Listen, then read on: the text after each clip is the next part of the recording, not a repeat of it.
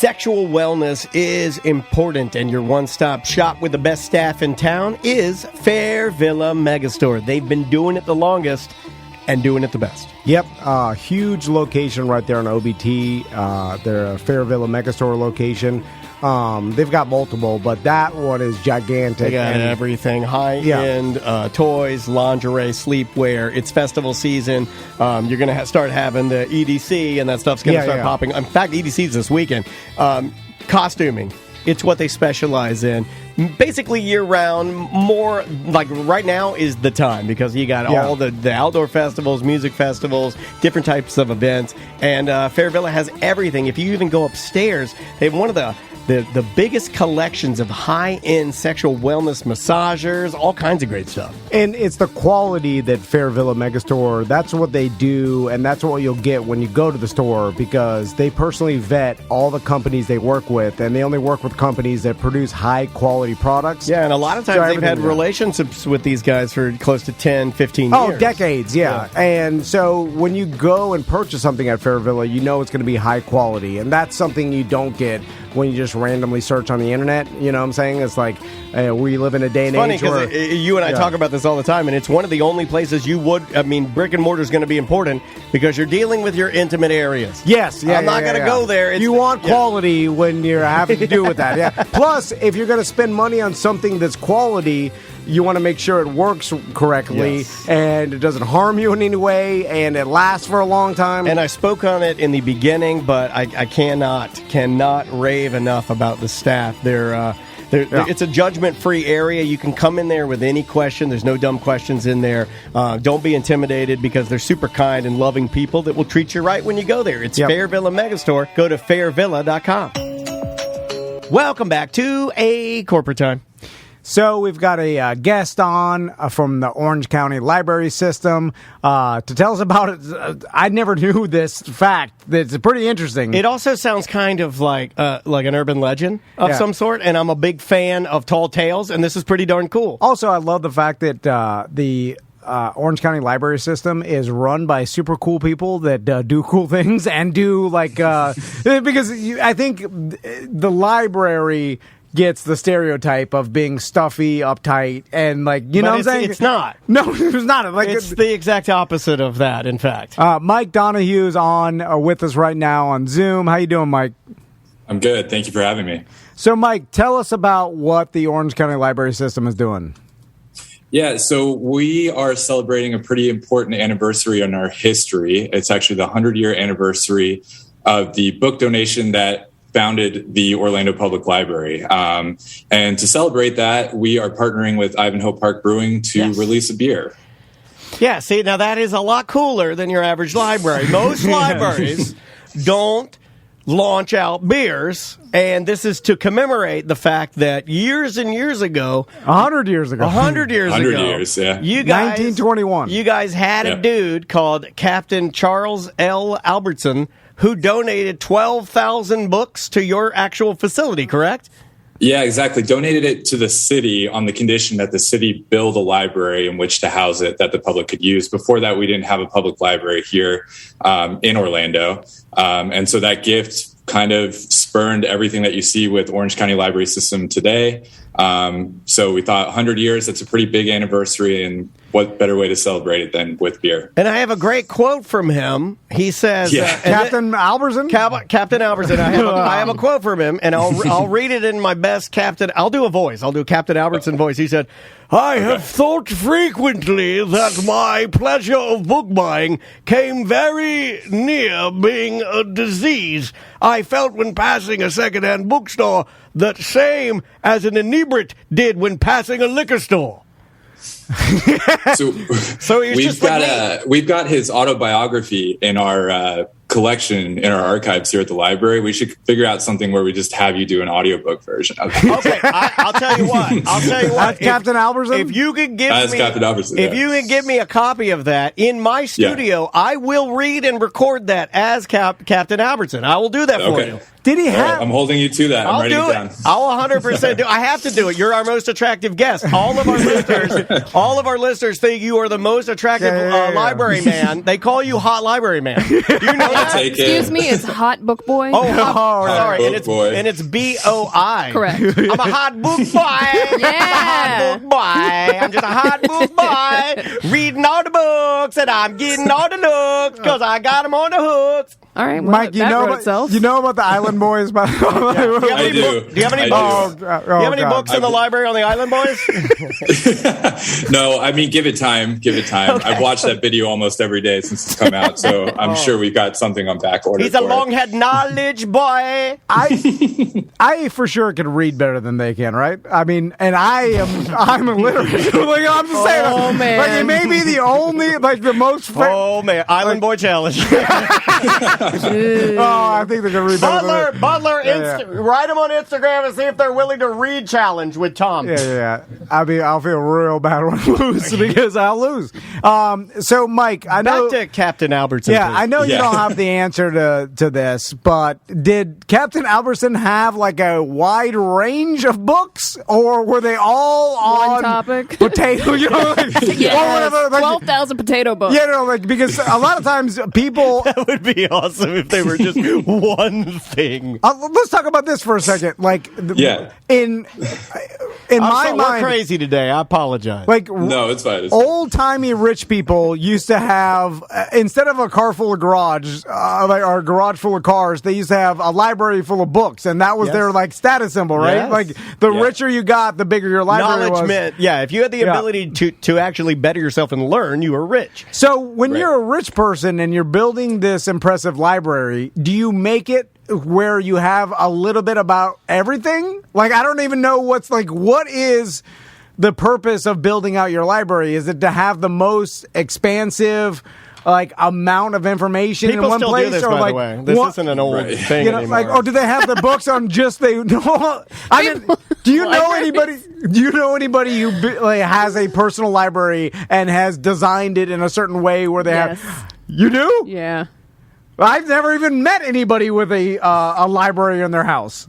You know, person. I think there's a lot of people that work here that probably have something like that because most people that work here, they're pretty they're bibliophiles. You they're can book say fanatics, smart. so- You're allowed. Yeah. Because you're smart. So- you're allowed to do that. Is the point do you have to? Is part of the rules? Stephen Kramer has a library. Oh, That's but true, he that's does. for show. I pulled those books and there was all just one book. It's the thing. It's like He bought that from IKEA. It's a backdrop. And he had a Sweet Baby Ray's bottle sitting in the background. Because I imagine everybody, all the information's on the internet or whatever. But when you're building your library, is part of it that you have to, or to get full credit, you have to have read every book in your library? Well, that was going to be my question to Mike about our good captain here. 12,000 books. You would imagine that somewhere along the line of his addiction of buying books that he didn't read. He didn't ever purport to read all of these books, did he?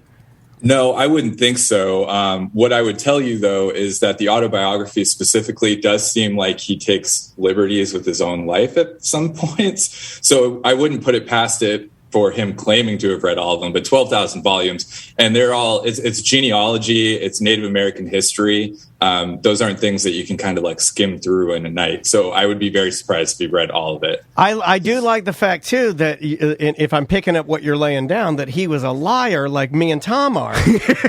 And I don't want to come out and say that, but I will say, in terms of you're talking about urban legends, in his autobiography, he claimed to have donated 15,000 books to the city, but this guy's awesome. He's the original radio host. This guy's podcaster number one. If he, Captain Albertson, he would have a. He was bookhead.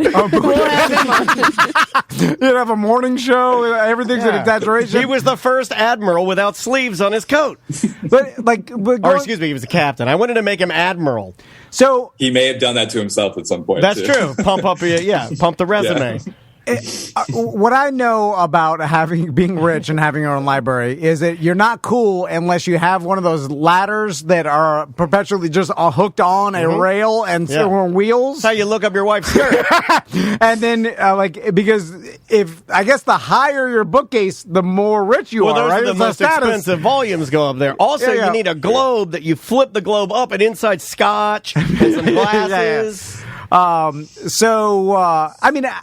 And you need a leather chair that is so leather, in fact, that you need to condition it with some sort of salve. If you don't, it will crack because the leather, it's like, you know what I mean? Yeah. Like, I don't have any piece of furniture that it requires bag balm or any type of grease on it to keep it from cracking. Or anything that will get dry and ruined if you don't grease it Exactly. enough. I don't have anything. Oh my God, there's not enough moisture in this ottoman. You didn't grease your reading chair. Like, all of my stuff is from IKEA. Like, all of my stuff is everything I have is plastic. Yeah. It'll live garbage for 10 million years in a landfill. Everything I have in my home is off-gassing and killing the environment. Everything. So, Mike, tell us about the beer. I know... We're familiar with the Ivanhoe Park guys. They make good beer. So how did that happen? Well, as you know, or as you may know, they do special releases all the time with partners in the community. They did an Enzian beer for Florida Film Festival, a few other organizations. So Scotty Campbell, our mutual friend Scotty Campbell, got together with them and kind of made that happen. And the beer itself is, I'm not very good in terms of what is one thing, what is the other. But what's explained to me is it's a California Common, which is a hybrid beer, somewhere between a lager and an ale, and it's got 5% alcohol. So it's in that White Claw range, I guess. All right. I like that equivalent. You had me at White Claw. Although I do kind of wish it was called Captain Albertson's Dusty Books. Because you like to taste the dust.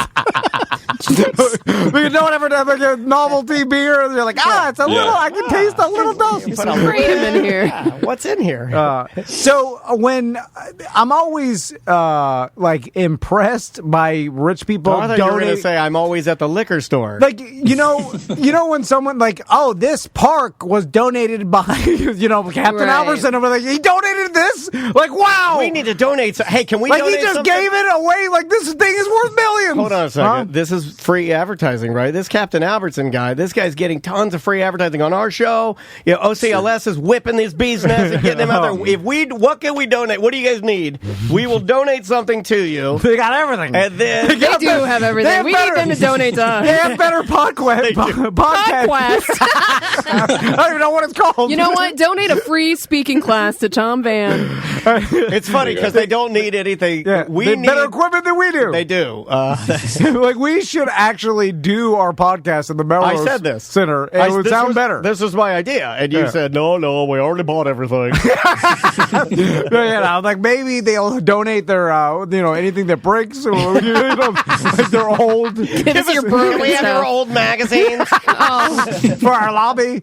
We need your old periodicals. Yeah. So, Mike, I'm curious, has anybody else ever done a large book donation to the library since that? Is that a common thing? You mean to our library? That's a good idea. Yeah, or a good question, rather, yeah.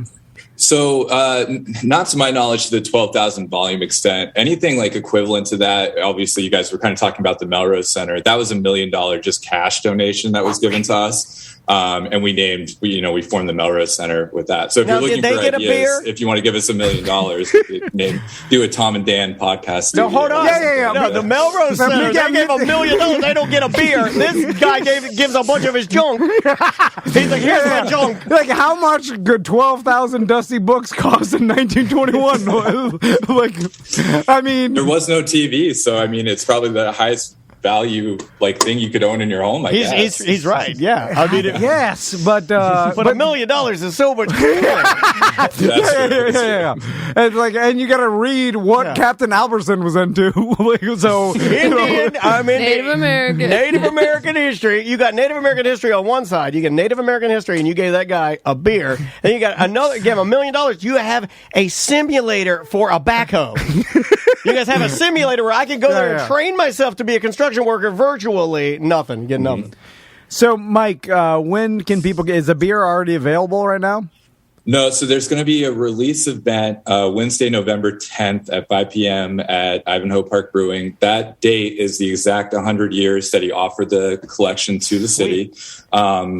And so there'll be a special release there. There should also be a proclamation that's being read declaring that week Captain Albertson Week. I believe the mayor is going to be there to read that proclamation, but also he's busy, so maybe someone from the city. And then a portion of the sales of all of the Albertson Ale meals will actually go to support the library as well. That's dope. And you know I'm on that list, right? If the mayor can't make it to something, they have a list of people that can go out and read, and I'm on that list. I'm way down, but I am on there. Hold on, Captain Albertson gets a whole week. We only got one day. Us? Yeah. Like I feel so like there's kind of a story behind that too. That's more on our end. There was an oversight on the actual date when he donated the collection, dating back to 1948. A librarian here said it was 1920, but said it was, I think, November 9th, 1920. And for almost 80 years, we went forward with that until it was discovered wrong date, wrong year. So we had to fact check a lot of things. And just so that we could make sure we were in the right range, it's going to be Albertson week instead of Albertson day, just in case. I like that. Although I do like the person that shows up with his arms crossed and be like, wait a minute, I looked at the records, the microfiche, and this is not 100 years, this is 99. You're a few months short. Well, there's a bronze plaque in the actual building commemorating the 1920 gift, the Captain Albertson gift. So we're going to have to pull it out or do something to change the year, because that's how long that error has been in place. It's actually, you can see it on the first floor of the library. What military branch was Captain Albertson in? Do we know? I think he was a New York police detective. Oh, so, okay. Gotcha. Yeah. All right. And back then, like, a lot of people were captains. Yeah. you called people captain. Like, hey, captain. Hey. Yeah. Like, if you rode a horse, whatever, you're the captain of anything. You know, like, if you're a male, you're captain. Anyway, Mike, how many books have you read? Yes, let's just ask Mike questions about his personal life. Now let's get down to the hot book boy, Gritty. Yeah. Because I've said it before, but I've never been a reader. You've been doing something lately. Let me run this past Mike. And I'm embarrassed. You've been doing something lately. I want to run this past Mike and see if Mike picks up on it or if he dislikes it as much as I do. Lately, when you've been talking to people, you'll say, I was listening to a book last night, and when you say that, it just hits me wrong. Yeah. It feels strange, yeah. And I have to come to terms with the fact that a lot of people just consume books that way. They also do ebooks. I don't really like ebooks. I like the tactile feel of having something in my hand. Yes. But people are busy, and you've got to hit podcasts. So I completely understand you got to listen rather than read. No, we got time. We got time. It's laziness and You're ignorance. my only friend. You're the only person. I woke up this morning. Ignorance. I looked at my calendar. You're the only thing on it. I don't know what I'm going to do the rest of the day. All right, Mike. We appreciate it. Again, it's November 10th at Ivanhoe Park Brewing. You can go try the beer. And also, we constantly tell everybody, like, the stuff that you guys have at ocls.info. Aaron, what you provide the free for our education community is unbelievable. My wife is nearing finishing all 12,000 books, apparently, because like she uses you guys as a tool. And she has ripped through books this year. I mean, we're pushing like 100 plus at this point, and now I'm getting books for Maisie, and she's doing this accelerated reading program. And to a lot of parents out there that think you have to go and buy these books, you don't. You can look at the accelerated reading program and find all the books on there, and then compare it to the website, and then you can pull the books from the library and get them for free. So and we'll send them right to your front door, so you don't even actually have to physically go to a location. You can just request it on the website, and we'll send it to you. And it's exactly what we do. In a lot of ways, in a lot of days, it's the books that just came out, like some Babysitter Club books. Right. You guys had them. In fact, I think you get them from the publishers even quicker than I can get them from like a Target or Walmart. So anyway, hey, always a pleasure talking to you, man. Good luck with everything. You so much. And we'll talk to you soon. All right, sounds good. See you, Mike. Mike. Man. Be good. Bye. We weirded him out a little bit, right? I think the chat is speculating that his girlfriend was sitting off camera, making sure nothing nefarious was going on. What does she think he's doing? I don't know, but why did he make that comment of she won't stop? She won't let me forget about it. She must have been in the chat last time. Well, is she trying to hold him down for being so attractive? Sometimes that's the case. Let him fly free, Miss I Brooks. find that my daughter, I find that my wife is very jealous of my good looks, and I find that sometimes. She is often it's a sour grapes, right? We walk into a room, I command attention. I'm smaller. People go like, "Oh, who's the movie star?" Right? I think really good-looking people, they're modest about their good looks because they know how good-looking they are. Yeah. So what else are they going to be, But I am not. If someone tells me how good-looking I am, I'm like, I know. Yeah. Well, we're the most attractive show. But, because I think I'm good. I'm not, though. I think you're very good-looking. I think you're I find you and Sam, almost insatiably, I have an insatiable sexual appetite for both of you. My wife took a picture, and my body is turning into an old man body with the skinny legs. You're the Iggy Pop. Yeah. And I'm like, oh my God, what happened to me? And then I'm like, you're Slender Man. It looks weird. How's your candle ass? It's droopy, and also I've been tightening froggy. mine up. Yeah, I've been tightening droopy. I've been tightening my ass up, but I've been riding my bike more. My road bike. I've been out in the elements riding, not just the Peloton. I've been offsetting Peloton by riding outside, and I'm getting full-blown teenage acne on my ass. No, you're getting acne. I'm not talking about heat bump. I got acne Pimple back then. ass? Yeah, it's the whole thing. Like with pus and stuff? The only thing my ass is missing is a retainer in its crack. It looks. My ass. Why are you getting pimple ass? I don't know. I can't be stopped. Too much heat back there. Too hot. I get a hot ass. Oh yeah. And then I get in the shower. I kid you not. I get in the shower and I put boiling hot water on my ass. I touch my ass. My ass is hotter than the boiling hot water. You're getting a redneck hot ass. I am. I'm turning into a female Florida redneck, and everybody knows that female Florida rednecks in the floor. Any woman in Florida who calls herself, "I'm a bad bitch, I'm a redneck," you have an inflamed red ass, like a baboon.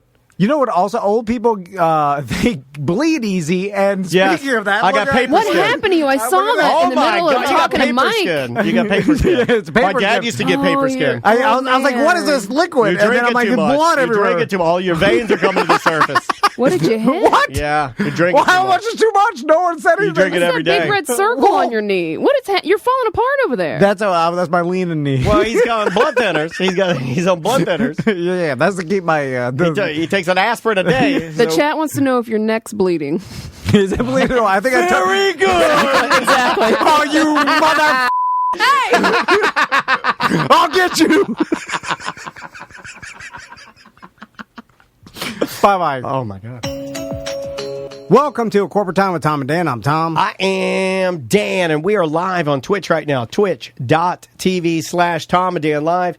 We are self-proclaimed Orlando's strongest stream, and you can check us out Monday through Friday. Normally, we have the stream up around 10:30 or 11 a.m., and we go until like 3 p.m., but you can watch the show, and then all replays are on YouTube. That's where you can find us after hours. Also, Sofa and Suds this Sunday. Races start at 2 p.m. We got Angel on stage DJing with us this year. It's completely free. You could bring your kids, bring your pets if you want. I always think you're going to say, bring your kids, bring your wife. Yes. It just sounds right. I ate ribs with this Next dude. year we should do that. Yeah, okay. Again with the late trends. Yeah, I like late trends. Late trends is great. There's going to be food trucks, of course, beer, liquor, whatever you want from West End, Celery City. We're going to have new merch out there, brand new merch that we haven't even come out with. I think probably 4 or 5 different T-shirts. We have a brand new hat that will be debuted there that I'm getting 3 of them. Just right off the top, because I like to wear hats, and stop bothering me about this damn new hat. It will be at Sofa and Suds. Me and Daniel host the actual sofa races and the recliner races, so we'll just be talking S on stage the whole time, and it's clean. So you don't have to It's worry a lot about of fun. kids. Now, I don't have to bring a PA this year. In fact, I started to freak out a little bit, but then I heard you talking to somebody. I'm assuming. Ben from OrlandoBands.com. Oh, thank God you're talking to Ben. He'll have everything taken care of, and if Angel's on the 1 and 2s, I'm good to go. Yeah. And Orlando Bands does a great job putting the PAs down both sides of the street, so no matter where you're at when you're watching the races, you can hear me and Daniel. Yeah. It's not just coming from the stage; it's coming from the stage and a line daisy of chain of different PAs, and they do a nice job. And Ben gets out there super early and works his ass off to do this. So if you see the sound guy, bring him a hot dog or something. Yeah. Buy him a beer. So come by, watch the sofa races, and hang out and drink some beer. Apparently, all the ladies that work at my dentist office, all the beautiful hygienists will be there. All the beautiful hygienists. Joey Mazant is here. How you doing, Joey? What's up, guys? So, we don't have an intro yet, but... was I supposed to do it? I'm sorry. I apologize. You did look at Dan like you were disappointed. Joey could probably make his own. I mean, he's a musician. Yeah, you're right. Classically trained musician, singer-songwriter. He could do his own. Yeah, I saw, and the reason I saw a BDM on the BDM page, like ranting and raving about Joey's last segment on here, saying Thank you so much. I really appreciated Joey's energy. They use that word a lot. They love your energy. I love your energy. Thank you, guys. But also so your nice. knowledge on the parks is beneficial to people that are dabbling and getting good at going to the parks. And how many times have you been to ready? Magic? I mean, which is the number one? He probably knows because the guy knows math. Yeah. So this is the big joke I tell my families all the time. In the year 2019, I was in a theme park 326 days. I had 1 to 1.5 days off a month on average. But some of those days, I would imagine you went to multiple parks. God. No. They weren't all for work.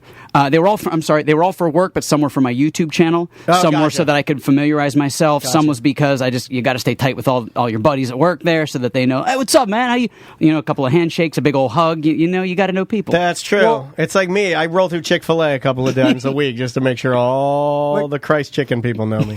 Let's just say Magic Kingdom, right? I don't know if is that the one you've been to the most?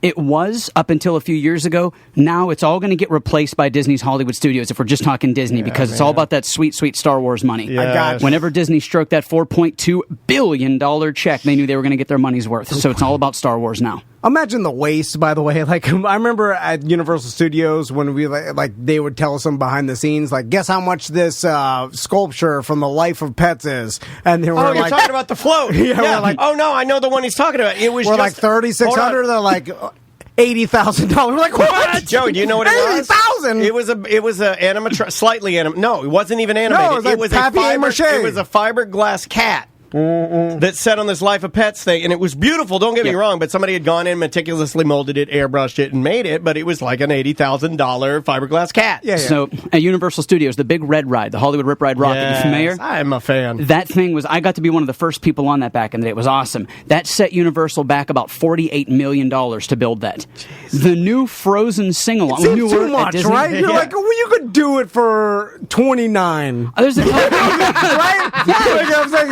you could have saved $10 million. It just, why is it so expensive? But in that same retrospect where you're at, they built the Frozen sing-along, just that theater, to refurbish that theater so that you could sing along with Anna Elsa. $4.2 million. $4 million for a sing-along. Sorry, which is I don't weird that they'll do that, but then won't update like the Voyage of the Little Mermaid, which is so outdated. We talked about that before. I'm so sick of it breaking down. Okay, one of the things that I have a huge problem with, and I'm looking at you, Disney, because normally I'm not critiquing Disney as heavily, because I think it's a better experience. That's just me. Okay. But that one place that they have, that as you're walking through Epcot has a lot of buildings that I'm like, that's an old-ass building. Yeah. You got to knock it down. They're working on that and now. you're going to make something new. Finally. Because all the buildings, and you'll know the buildings at Epcot. And if I'm lying, I'm dying. You guys know these buildings. You can look at them. They're brown. Every brown building, knock it down. They're all brown. If it's brown, knock it down. Thank you. That's good. Put that on a shirt. This is a real thing that happens where, and I'll explain, me and Daniel saw it with Orlando City, but if companies, especially builders or contractors. That was a great squeak. Why did that happen?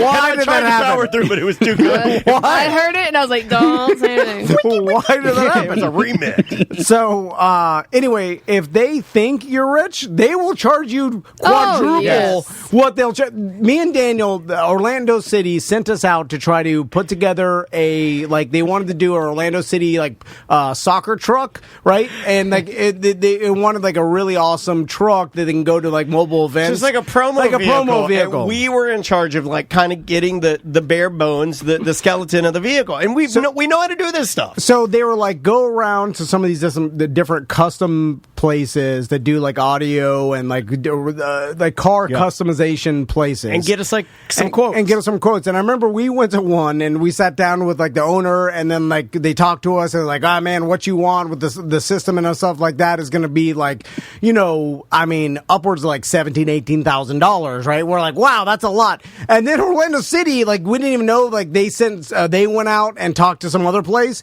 and they're like, they quoted us $48,000. I'm like, $48,000. Yeah, the difference was like insanity. It was like a $38,000 difference. And they walked in wearing the Orlando City polos, and they were all, saying? They saw them coming in. They're like $48,000, and so it's like, where'd you meet? Oh, we met at Orlando City's offices. Well, there's your problem. And and so the same exact things, because we had the criteria, but they will do that. So if you're Disney and go and talk to some custom roller coaster builder, I mean, it's going to be 100 times more than if you were like a small, Carowinds in like North Carolina or something like that. Because I bet you can get the same roller coaster for half the cost, but because it's Disney, they're going to charge you more. Right? Now, the inverse of that, just because I know I'll get emails from Disney people, they'll be like, "Oh, well, come on, Well, they just want the best of everything. Yeah, right? but the main thing that I complain about with Universal I put this in the same category. These are my main complaints of like just what I see when I'm walking around. Right, when I walk past Hulk Coaster, one of my, if not my favorite coaster, and I see the guy at the front, and he's in the Hulk outfit, and it's got the little fuzzies on it, like he washed it himself multiple times, and it's faded, and I'm like, nah, dog, you can't have fuzzies on your Hulk coaster outfit. You got to give that to Universal Laundry. I was going to ask, does Universal have that like they do at Disney? They do, but you have to go all the way through their guest services, their HR building, which is in the back parking lot, back behind the old Beetlejuice ride. Yeah. So imagine you're working at like Fallon, and you got to walk all the way back there. You're like, screw it, I'll just wash it myself. Yeah, you know what I mean? I think that's what they do, because I see some busted-ass costumes at Universal comparatively. Here's your trivia. What's it called? What's it called if your uniform is busted? Sam? Oh, I don't know. I don't know. The term you're looking for is bad show. If it is bad show, it is not acceptable, and you will be axed. Really? Yes. It hasn't happened, because that guy at Hulk Coaster, he's been there for years, and he's got a fuzzy outfit on. I'm talking about Disney. No, Universal, you're good. Just let it ride. It's just a little dingy. It's not bad. The coaster's phenomenal. Don't get me wrong, but it's like I look at it. I'm like, that is not a fresh shirt, sir. A little less fit and finish. Yeah, right? a little less. Yeah. And has Disney had the same employee problem that every other company's had? Correct. Okay, yeah. They only about, to my knowledge, again, this is not a fact, this is just what I've heard. Disney has 80,000 employees. When they reopened, I was told only about 36,000 came back. Yeah, that's why they haven't been running the trams either. Because of a shortage. Yeah. And that's why none of the little kiosks are open. That's why I can't get my GD jalapeno cream stuffed pretzel that I like so much. A lot of the little carts aren't open. It's my carb day, man. On cheat day, that's my thing. That and 4 beers. Are you kidding me? God, mwah. I'm still trying to get those cheeseburger egg rolls. Yes. Oh, over by Adventureland. Right by Adventureland, there's that one kiosk that only has those freaking egg rolls, and they're better than things. Tom hates you both so much. Sorry. Love it. You invited him here. For sure. We're going to nerd out on Disney. For sure, they're not that good. Because it's a corporate bull ass. Hey, Again, you're lucky you're stronger than me. I stand up to you. Well, it's like a Food and Wine Fest. So like, oh, you have to try this. I'm like, still corporate manufacturing. I mean, some sort of small business can do it way better, right? There's truth to that. I mean, you're not standing on the streets, just like the streets of Paris. Right. Except for Italy, because you know that the bread in Italy tastes different than anywhere else on Disney property. Do you know about this? Are they doing the water from Italy or something? The water is from Dayton, Ohio, which has the exact same climates I know a guy from Dayton, Ohio. Yeah. It's not I'm better. sorry, Dayton, Pennsylvania. Wrong one. Sorry. Yeah. I was going to say Dayton, Still Ohio. not better. Still not better. But apparently the water is the exact same pH or God bless it. Alkaline level, whatever. As Napoli, which is where their most popular pizza's from. So they have the water boiled, bottled, sent down here, and they use it to make the bread. That's why the bread in Italy tastes different than anywhere else on Disney property. I do like the pizzas there. That little pizza restaurant they got. Yes. It's quick service now too. And I didn't know that. Mm-hmm. And the Italian bar, Tutto Gusto, I think that's what it's called. I love that place. That's my favorite spot on Disney property. I love that you place. kidding me? You get Uzo, you can get all the good stuff there. You get limoncello. Oh, I'll drink it by the bottle, bro. I sit there and just get the wife likes to get like ham. You know, like the sliced ham, prosciutto, and then like we're the just cheese. A bowl of ham. My wife goes there. She gets a bowl of ham, and then she reads about making her own tampons.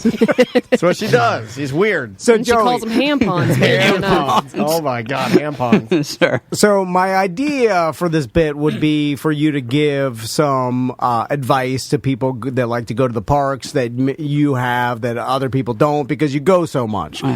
So do you have anything today? I have a question, but I'm not sure I did not prepare for it because I just learned about this one today. The Very Merry Christmas After Dark special.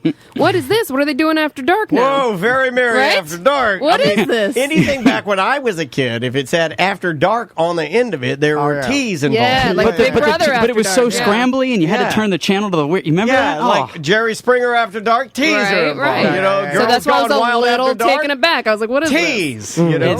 It's not going to... So what the rumor is, it's going to be the only way that they can serve alcohol in the Magic Kingdom aside from a sit-down and dine restaurant. That's why they try to do Oogie. It's I know, a workaround. Right? Amen to that. So it's like the Oogie Boogie Bash. That's why we didn't have Mickey's Not So Scary Halloween this year. We had Oogie Boogie Bash. It's so they were able to do the stuff they do in California at California Adventure because they're like, well, we got to find a workaround. Walk's vision, blah, blah, blah. 2 + 2 equals... grapefruit. Let's make this work. Right, and so they had to figure it out, and they did. And it's basically a reason that the biggest upcharge in a theme park is alcohol. We know this. It's the biggest. To pour a draft beer, they charge you $14 for what costs about 8 cents. So that's where their markup is. So if they're trying to make that sweet, sweet Disney money, they got to start pouring you beer. And every dad there just wants to get drunk because he's there. Well, this like event starts at 9 p.m., so it's geared towards adults. Yeah, Okay. this is... It's a 4-hour event. It starts at 9. Well, so most kids are usually in bed, if or you got like working on going to bed. Teenager kids or like 15, 16-year-old kids. You know what I'm saying? Most like, of them don't care about Magic But Kingdom. not just teenager. Think about this. You guys were around for the heyday of Pleasure Island. How many times would you be hanging out at at Mannequins or hanging out at Jelly Rolls or hanging out at any of the top 40 motion, and all you see is like a mom with 15 kids come rolling through, and it's like, oh, we don't want to go to bed yet. And I'm like, it's 2 a.m. Your kids need to be in bed, and they're in a stroller, and they're like looking around at all This the bright might lights. surprise you. I was never a Pleasure Island boy. No? My parents, or at least my mom I feel and like stepdad. your dad put on his best Columbia shirt and took your mom to Pleasure Island, and then later, I won't go into that. Not my dad, That's but how my Tom came along. My stepdad, Steve, I remember when I was like... Firm handshake, and he will dance to some Queen's... what song do you think he would dance Under to? Pressure. Yeah, no, I feel like he's Another One Bites the Dust guy. Yeah. I feel like he's a Queen's Another One Bites the Dust. He'll loosen the top button of his Levi's. No, he's got the pompadour, crazy little thing called love. Yeah. He's rocking the 1950s greaser look. I'm down. I remember in the 90s, my mom and my stepdad, Steve, went to Pleasure Island. Like they took the family for family vacation, and I was like 13 or something like that, and so I'm taking your mother to a discotheque. and we were and so I like babysat like my brother That and means my you just sister. bullied them, Yeah, slapped yeah. their cheeks, and made them mac and cheese. And then they went to Pleasure Island, and I remember he got his tight jeans on, his boat shoes, Yes. and his, with some sort of silk, billowy vampire shirt. Yeah, he put a little bit of brute on. He slapped a little brute on. And my mom feathered her hair good. Yes. And They then- went to 8 Tracks, the disco bar. They put on their dolphins kissing earrings. Every Florida mom had dolphins, nose to nose. The bottlenose dolphin earrings. You put those on for a fancy seafood dinner, and then you go to Pleasure Island, you dance to Queens. Another One Bites the Dust, and then you boof. I remember being so confused because I was like, my stepdad seemingly hates fun and He's doing it for his wife. But that was back in the day when real men would go and dance. Yeah, like it was still considered like a real man thing to do to go dance with your wife at Pleasure Island. Like I will contend if you go to any country bar where there's line dancing, real men are out there dancing. I know. It's so bizarre to me because I'm like, don't you hate fun? And I thought you hated but fun. real men that decide to dance with their wives do one thing that I can't stand. They hit a level of creepy nirvana in their eyes that is, Well, it's always it grosses horny. me out. Oh, They yeah. come up behind them while they're line dancing, and you could see their eyes almost roll back in their head, and they assume Like a shark. they become like a demon, and then they start like grinding, like Oh, boof yeah. grinding, and I'm like, whoa, hold on a second, man. Yeah. A minute ago you didn't like dancing, now you're literally devil grinding my mom. You know, like John Claude Van Damme in that Yes. morning show. He's born yeah. you get so, because you're such a real man that doesn't matter if the world is watching, No. you'll still get a boner. Anyway, Well, sharks, it's almost like they blinded out, I feel like, right? It's like bloodlust. so Joey, what are we going to talk about today? Any suggestions? Any tips? A couple little things. The first one, and I want to make a note of it so I didn't say it wrong. Character meet and greets are back. And by character meet and greets are back, I mean character sightings are back. So when they drive by in the car? Because we got one of those with a princess. I actually kind of like I liked those. it too. No, the sightings are because they're GD celebrities now. You go into like Mickey's Town Square, and your kids are like, there he is, the mouse. I can't wait to run over and hug him, and some bodyguard pushes your kid back like it's Justin Bieber and they're backstage at a concert. It's like, sorry, you can stand 6 feet in front of him and we'll take your picture. And it's like, my kid's like dressed as Mickey. He wants to hug Mickey and shake his hand. Sorry, it doesn't work like that. Wait, is Mickey Mouse vaccinated? Like, what the hell? Well, couldn't you put like it's in a put suit? A glass? Well, you could put a whole astronaut helmet. Don't even put a human in there. Just make it a robot and then let the kid hug the crap out of it. You could put double surgical mask and then the whole and you got a head on. Wait a minute. Put a person with corona in there that they can't get it. The rules are so weird. It's like they contradict themselves constantly. It's fun fact. You know what? I'm not going to ruin the magic. I'm not going to say Mickey is or isn't real, but I mean, come on, man. Yeah. Come on. Can we have a moment of come on? Well, I understand they started doing that because of Corona and everything, but they don't care about Corona. No, I'm over Corona. You go Corona. in the Haunted Mansion now, they're like, move together, get as close as you can to each other. It's like, what are we doing? Are we 6 foot that's what distance the or not? guests. Yeah, I know they don't care about us. But the employees, they're like, I don't want to get sued. We only got a few employees left. It's a billion. Keep them healthy. Exactly. I will say that it's better for my photos if Mickey is making the white power symbol 6 feet away from my photos. That was Gru. Oh, that's Gru. That's right. It was Gru. Somebody's doing the okay. So I don't know what all the signs mean anymore. I used to do that. Was our Christmas card this year. Me and the whole family making the okay sign, and we had to cancel it. Meet and greets are back, so you can sightings. Yeah, kind of meet. I mean, you got to stand 6 feet in front of them and like do the double thumbs up with them 6 feet behind you. Yeah, and you're not allowed to make the peace sign. That's a thing. They're not allowed to make the peace sign anymore because that's a thing. So what's that mean? Oh, what's the peace sign mean? Apparently, wait a minute. Is that bad? Apparently, in some countries, it means something offensive. So no more peace signs in the picture. Oh my God! Dude. Taking my peace signs away. Pop-Pop's just rolling Back in over. my day, I used to be able to do a peace sign or anytime I wanted. Yeah. Anyway. Next thing you know, I would like to hear an old man go, next thing you know, they'll be taking my goddamn blah, blah, blah, blah away. They'll be getting rid of Splash Mountain next. What's that all about? So they are. Sam knows. You can still do a good old American thumbs up, right? Until somebody realizes. No. What does that mean? You have to do a double. You have to put both your fists together. You have to go. Okay.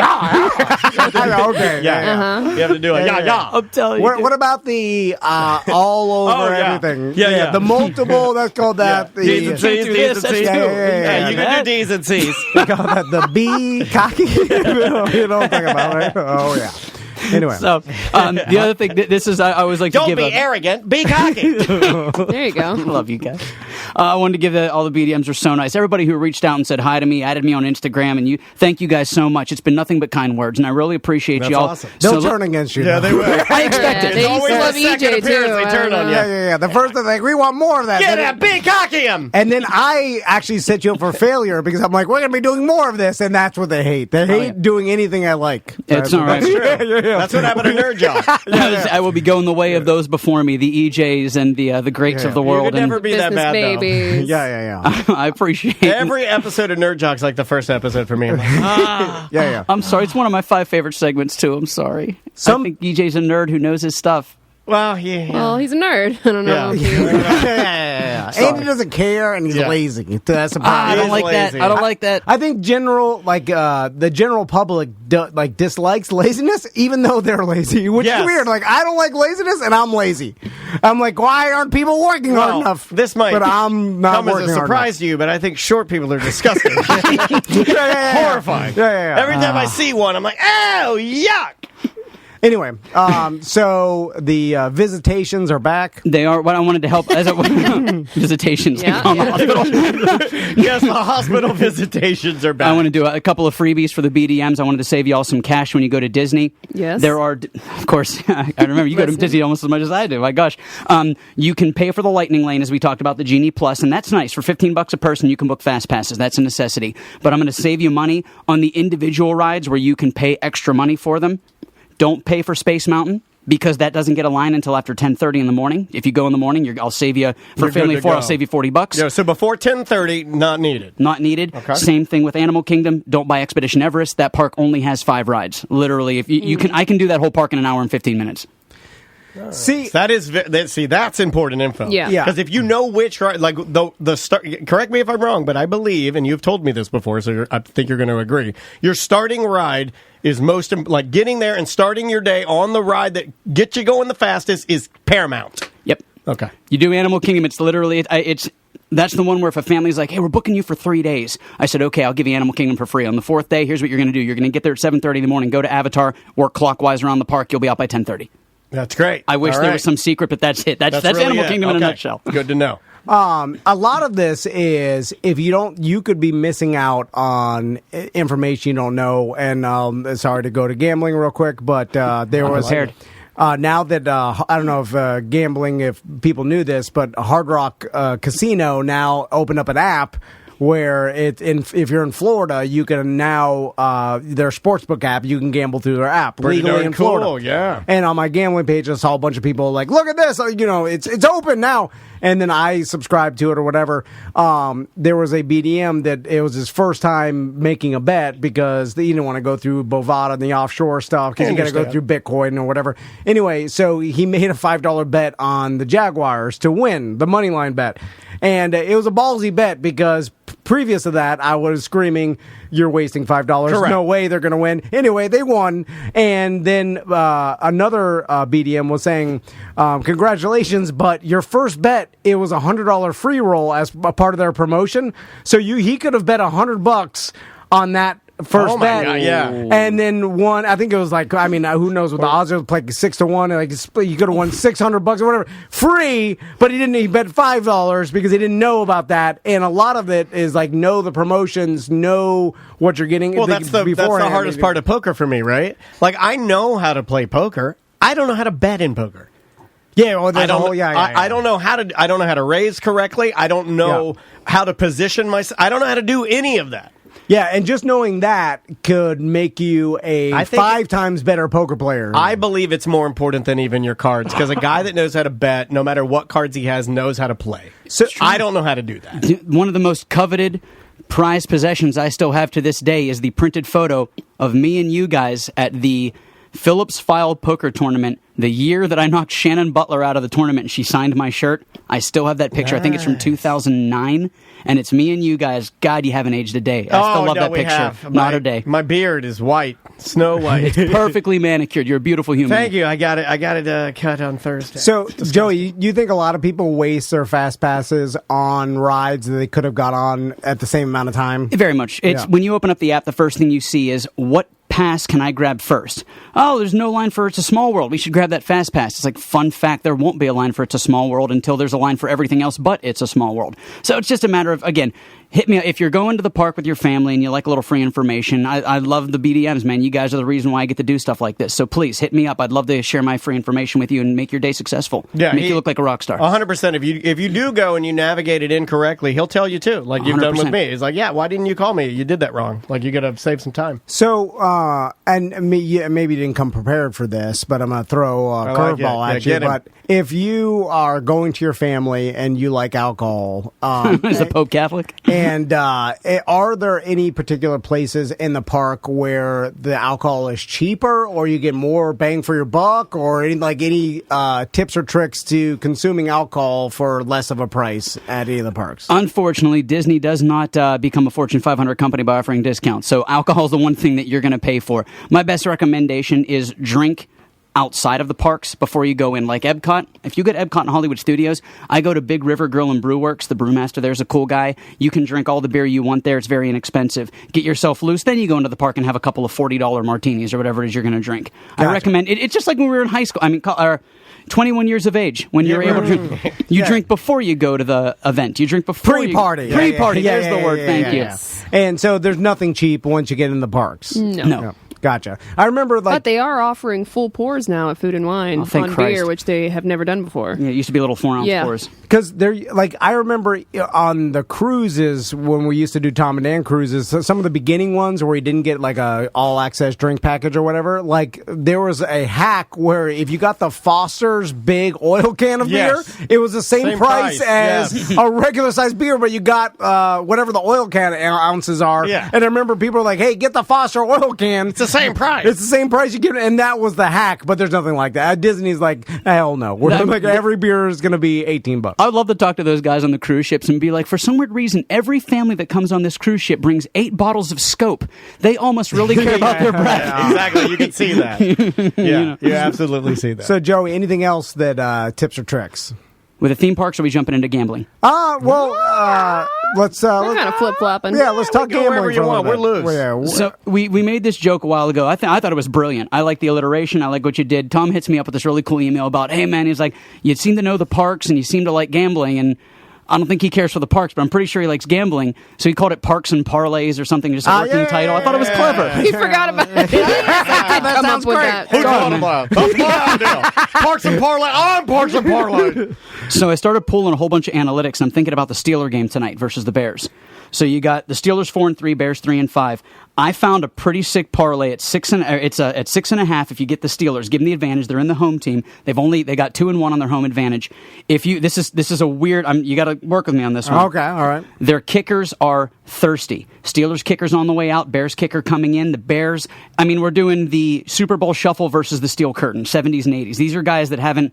We need a streak. So what I'm thinking is, if we parlay into the kicking, you can bet that the kicking score is higher than the other score combined. So let's say that the Steelers use their defense. Oh, wait a minute. He does some crazy ass things.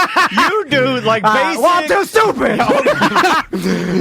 Joey's Rain Man. What was he going to expect? That's why Tom Cruise brought his older brother to Vegas. He don't know what he's doing, but his brother does. He counts the toothpicks. I like the idea of Joey's, like, dialing it down to, like, thirsty kickers. You're like, let's go. And, like, I don't even know what's happening right now. How do you even bet on the kickers? You can do that? Well, didn't the Steelers kicker get hurt, and then they had to bring in the punter to try to kick extra points, and he couldn't do it? That was last game, and then... But he's back, so he's busted. So what we're counting on now is that if the Bears kicker gets more points than the Bears combined versus the Steelers defense, which is about 14 ranks higher, you can parlay that off the kicker's points versus the Steelers win at 6.5 on a tease. Then we take it to something real stupid. We do the under at 40. There's no way, if this game doesn't go over 40, you can turn $100 into about 13 and some change. So you parlay with the under with what bet now? Steelers at 6.5. So they got to cover. You sound like you're out of your mind. You're like, what? So you get the Steelers and the under. Yeah, the Steelers and the under, but then you got to find these dudes that are like me that take the coin flip. Give me the coin flip. What's a coin flip going to be? I got a 50-50 shot, but I'm only going to pay you 35%. You got to find those guys, and they're out there. You got to find a good, I don't know if the term Munzie transfers down here, a bookie. I don't know. Is that racial? Yeah. Can we say No, it's not. I don't know. Okay. See, by the way, I was joking. What Joey is doing is how professional gamblers win. I like the way he's saying it because the kicking thing sounds numbers. Like he found. You're always talking about the edge. But which one, Bears or Steelers, gonna win? That's all. Which one's a blue team?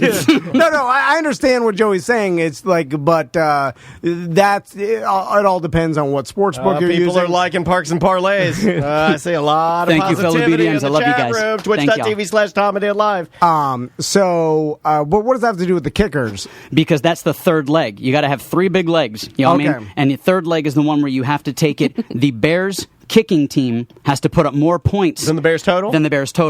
So that makes sense to me, because that's crazy. Because if they don't get a single touchdown, but they get 2, let's say they get 3 field goals and they get a touchdown, they still put up 9 field goals plus the 6. Yeah. They got it covered. You're good. I'm lucky, but I'll take it. Thank you, sir. Now, a lot of books won't let you parlay certain bets together because there's a thing called Correlated Parlay, which all good gamblers are trying to find, which is like, for instance, this is a tip for a lot of professional gamblers talk about, where if you have a really bad team with a huge underdog total, for instance, this weekend with Bills versus Jaguars, the Jaguars were plus 14.5 against the Bills. So a lot of professional gamblers, since the point spread is so high, they'll take the under and the underdog, right? So that seemingly is a correlated parlay in the fact that if the underdog wins, most likely it's going to be a low-scoring game. Basically, that makes sense to me. Yeah. it's like the results are correlated, and if you can double those up and get value, then it's a positive EV bet. We always joke, if you have a 51% chance at anything in life, take it, because they're already giving you better odds. That's why I have so many people love craps in the casino, because it's the only game in a casino that pays you better than a 1.3% return. That's it. Yes. So what you're saying is that a 51% or better with a correlated parlay like that, you could throw $1 million at it, and they say, well, $1 million only wins you $250,000. It's like, oh, then I'll throw $10 million at it, so I win $2.5 million, because it's basically a guarantee. Yeah. Exactly. Is this where you're trying to head? Do you want to get into more of the... I'll never be as smart as Joey. Well, I need Joey to be my partner, and then we go to Vegas. Well, we're doing it right now. I mean, there's a sophistication, though, I will say, to his bets. That, not to say that you don't have the knowledge, you do, and you're putting in the work, and I know it's your hobby, and I know you're really into it. I want to be respectful for it. But, man, when Joey starts winging around stuff like that, see, now he's talking about the weird stuff, like where he's having a dial down on players, like even now we're doing kickers. That's weird, right? And I will say to all the BDMs, I apologize if I talk a little bit fast. People know I have a... So thanks. So if I'm talking too fast, I apologize. You're good. Don't Joey, worry about it. When we get in the convertible and go to Vegas and to win all the monies, I go to Vegas like every 3 months. Just say when. Why don't you go with him one time? Tom and Dan do Vegas. Let's do it. I don't want to go with them. Just let them have their boy time. Fair enough. Yeah, let them have their boy time. When we get the high price escorts to come to the room, like a married man. Why would you say that? Well, I'm just saying, like, that's what huge gamblers do. Like when you win, you get the escorts that come up here, and you're like, I want the girlfriend experience, please, because I'm a P-word. I don't want the girlfriend experience. Yeah, they offer that on the Reddits and the or Craigslist. Some people want the porn star experience. I don't want either. I want the stranger. Yeah, the girlfriend experience. Is that when we date for 8 months and don't do anything? No, well, they give you the girlfriend experience on the porn star. The porn star experience is too. The girlfriend is, do you really love me? I'm like, I don't know. No, I don't know. She's nice. The porn star experience, they they do the whole thing. The porn star experience, they pull down your pants, they instantly spit on you. A lot of spitting. It's too aggressive. I'm like, oh god. What's in the middle of that besides girlfriend? Spitting girlfriend. That's called the wife. Spitting girlfriend. A spitting girlfriend is a wife. They're mean to you, and then they somehow love you, but you don't get anything. Yeah, like my wife, she loves me, but she still spit on me. Yeah. All right, Joey. Where can people find you if they want to go on these tours or they want to hire you to take their family out? All that. You're pretty booked, right? I'm pretty booked, but that doesn't mean I won't make time for fellow BDMs. You know, we developed a really cool community with a bunch of really nice people that are all doing the same darn thing. We're having a blast, living our best life. So if you need advice is free. Hit me up. Joey Mazant on all social media platforms. Mazant, Mazzant. Joey, you can spell Joey. Cool. I love it. So we'll do this again next month. We'll try to find some other tips and tricks for BDMs to use while going to the parks. And then... and until next time, spit on it. I don't know. Bye-bye. Welcome to A Corporate Time with Tom and Dan. I'm Tom. I am Dan. Samantha's here. Butler's here. When's the last time you looked in our fish tank? We got new plants, or are those plants? You know what's funny is I don't know what's in the fish tank. I don't know if those are plants or if those are coral. But I consider coral the same as plants in my... Yeah. It's like... in my dumb dad brain. It's the rock of plants. Well, it's not a plant. It's not a rock. It's moving. It's alive. It's got something going on there. It's like a tree. I think it's closer to a plant than it is... It's like wood. Yeah, it is right? Something in there. Anyway, fish tank looks great, buddy. Sofa and Suds this Sunday, November 14th. Races start at 2, completely free. Food trucks, tons of beer out there. All the beverages. New merch. Bring your family. Me and Daniel are hosting it. It's the Sanford Couch Races. Yeah, a lot of people are going to be out there. So if you've never been, it's one of the most creative and fun events. And, I'm stoked, man. I love being in downtown Sanford. Let's do it. All right, buddy. Here we go. Weird job.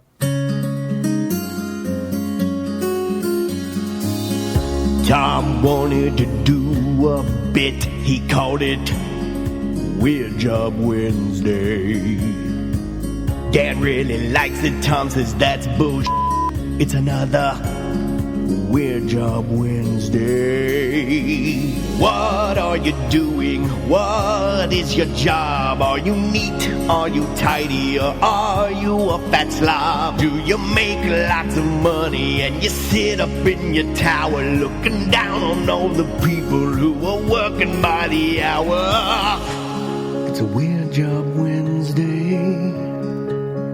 Just another Weird Job Wednesday. Oh yes, it's Weird Job Wednesday. Just another Weird Job Wednesday. Thank you, Tom. Thank you. Weird Job Wednesday brought to you by Streamline Florida. If you're looking for a mortgage or refi, talk to Brian Zymo and his team. They will help you out. They have done hundreds of BDM mortgages, including Daniel and I's mortgage, refi. A lot of people don't know we live together. And we refied. After our second anniversary, I think we did that. Took some equity out of the house. Got you a brand new upgrade to your wedding ring, I see. Took that mortgage insurance off. Shanna's on the line. How you doing, Shanna? Good. How are you? Good. So, Shanna, what is your job? Tom's ignoring the fact that I was making all these jokes to make it sound like we live together and we're a gay couple. He's ignoring all of that. He just doesn't appreciate you. I know. He doesn't appreciate any of my humor. You know, this is the second host that I've worked for that will point blank to my face tell me they do not understand my humor. Well, I mean, I make the argument, is it us or you? Okay, continue with your friend. What do you do, Shanna? Oh, well, this is what I did in the past when I was an old teen. I had a job at a resort where I worked for a water park in a catering department.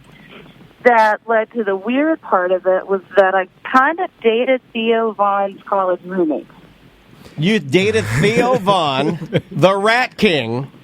You dated Theo Vaughn, the Rat King's college roommate because you worked at a theme park, water park in hospitality?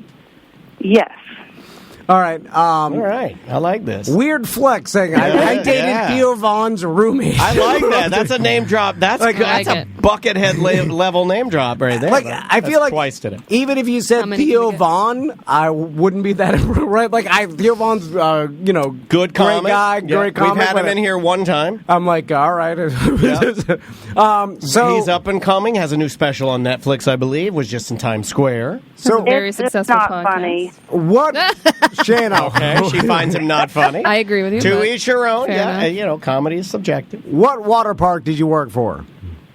It was previously called Lake Lanier Islands when it was owned by this Bobo local company, and now it's been bought out by Margaritaville. All right. Oh. So I'm up in North Georgia, like almost in the mountains. Gotcha. Man, Margaritaville, like Jimmy is slowly scooping up all these little mom and pop water parks. Before you know it, that guy's coming after the mouse, right? It'll be parrot versus mouse in a water park battle. No, he's not even close to. I understand that, but I mean, for an independent dude, he's just following their model, right?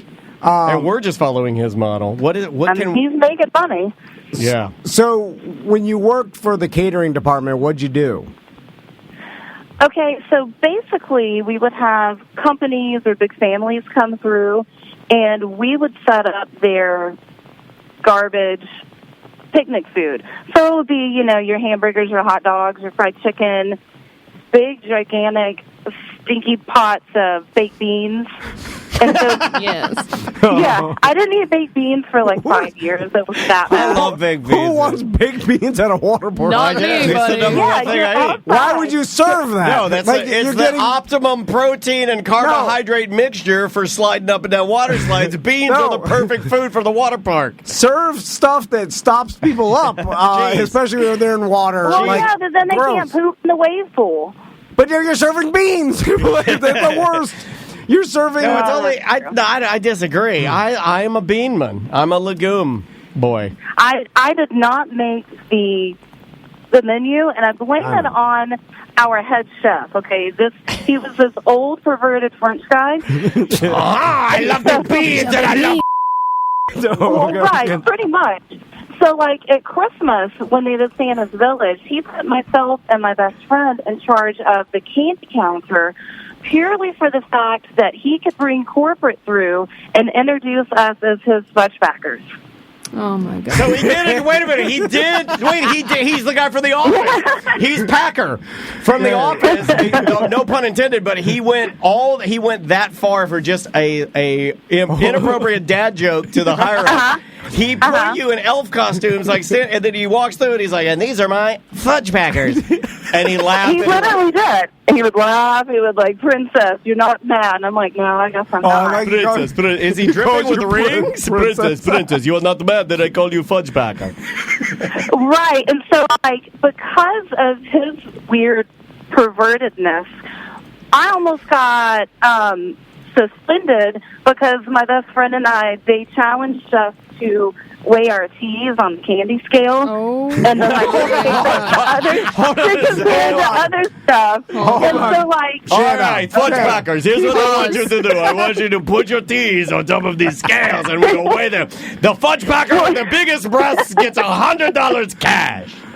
Well, see, okay, the weighing part was our idea, and then my manager found out, and she wrote us up, and then he said, no, they're fine. No, I like how he saved you. No. Yeah, I am a hero. He did. So, these are my Princess Fudge Packers. So, you basically just did the catering for group events. Yes, we did the catering for the group event, but our boss was everyone's favorite. So some days they would call us and they would say, "Hey, kid covered in baked beans, come and be a lifeguard today." So they would put us in our catering polos at the top of a water slide, responsible for kids. That's not a lot of training. They're like, "We're out of lifeguards. Get the baked bean people." We just need some bodies up there. Dude, these private... Get the stinky ones and just say go when the light turns green. What year was this?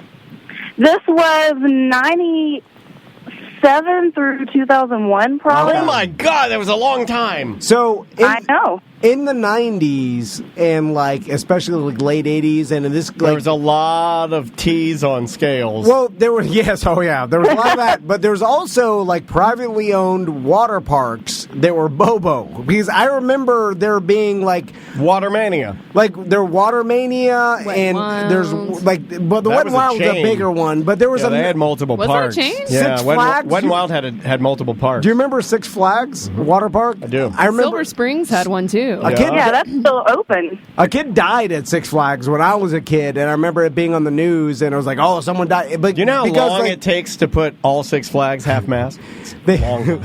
They were all kind of like the Action Park documentary, where not like that. I mean, that was the total crazy end of it, but a lot of it was just run by a bunch of teens and some creepy managers, and that's what she's describing. And exactly. Well, not now. Nowadays they're all corporate, and they got But you're describing every water park and every fast food restaurant. Back in the day, not now. Now it's all corporate. It was all old teens, and we were all semi-drunk for the most part. Right, we had the keys to the coolers. In what way did you think it was okay to? Are you ample up top? In what way were you I'm going to offer to my manager for me to weigh my breasts on this scale? Okay, see, I didn't offer it to the manager. It was challenged by the coworkers, and we were comparing: are these heavier than the bag of cheese from the Taco Bell counter? Yeah. Or are they... So you were doing teas versus cheese challenge. Wow. It's just what teens do. Dumb teens do this stuff. I think we do this Friday. I'll bring in a bag of cheese. You bring the scale. Samantha, warm them up. They're warm. Warm up that cheese. So, Shanna, did you ever do any after hours partying where? 100%, 100%. We were friends with the security guards, so they knew that if we were at our storage thing, just to leave us alone. So we would take the kegs from the restaurant, because once you buy the keg and you tap it, you've already paid for it, and they couldn't take it off property. So we would take the kegs that were already paid for and just drink them and put them back the next morning.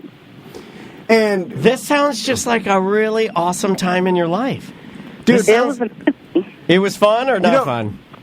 tons of fun. Yeah, it sounds like a lot of fun. You know what? I would still do it now if I didn't have to be an adult.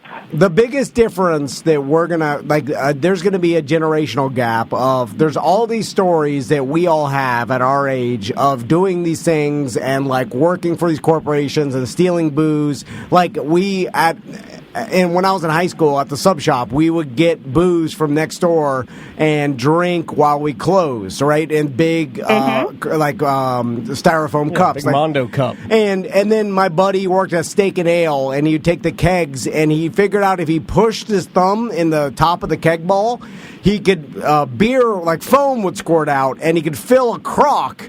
From the salad bar, like the big plastic crock. I know exactly what you're talking about. Fill it full of foam and then let it sit there over the next 15 minutes, and then beer. Yeah, drink the beer out of the crock. Yeah, and that's how they would get drunk. All these things that we all used to do as teenagers and jobs in the 90s can't be done because of security cameras now.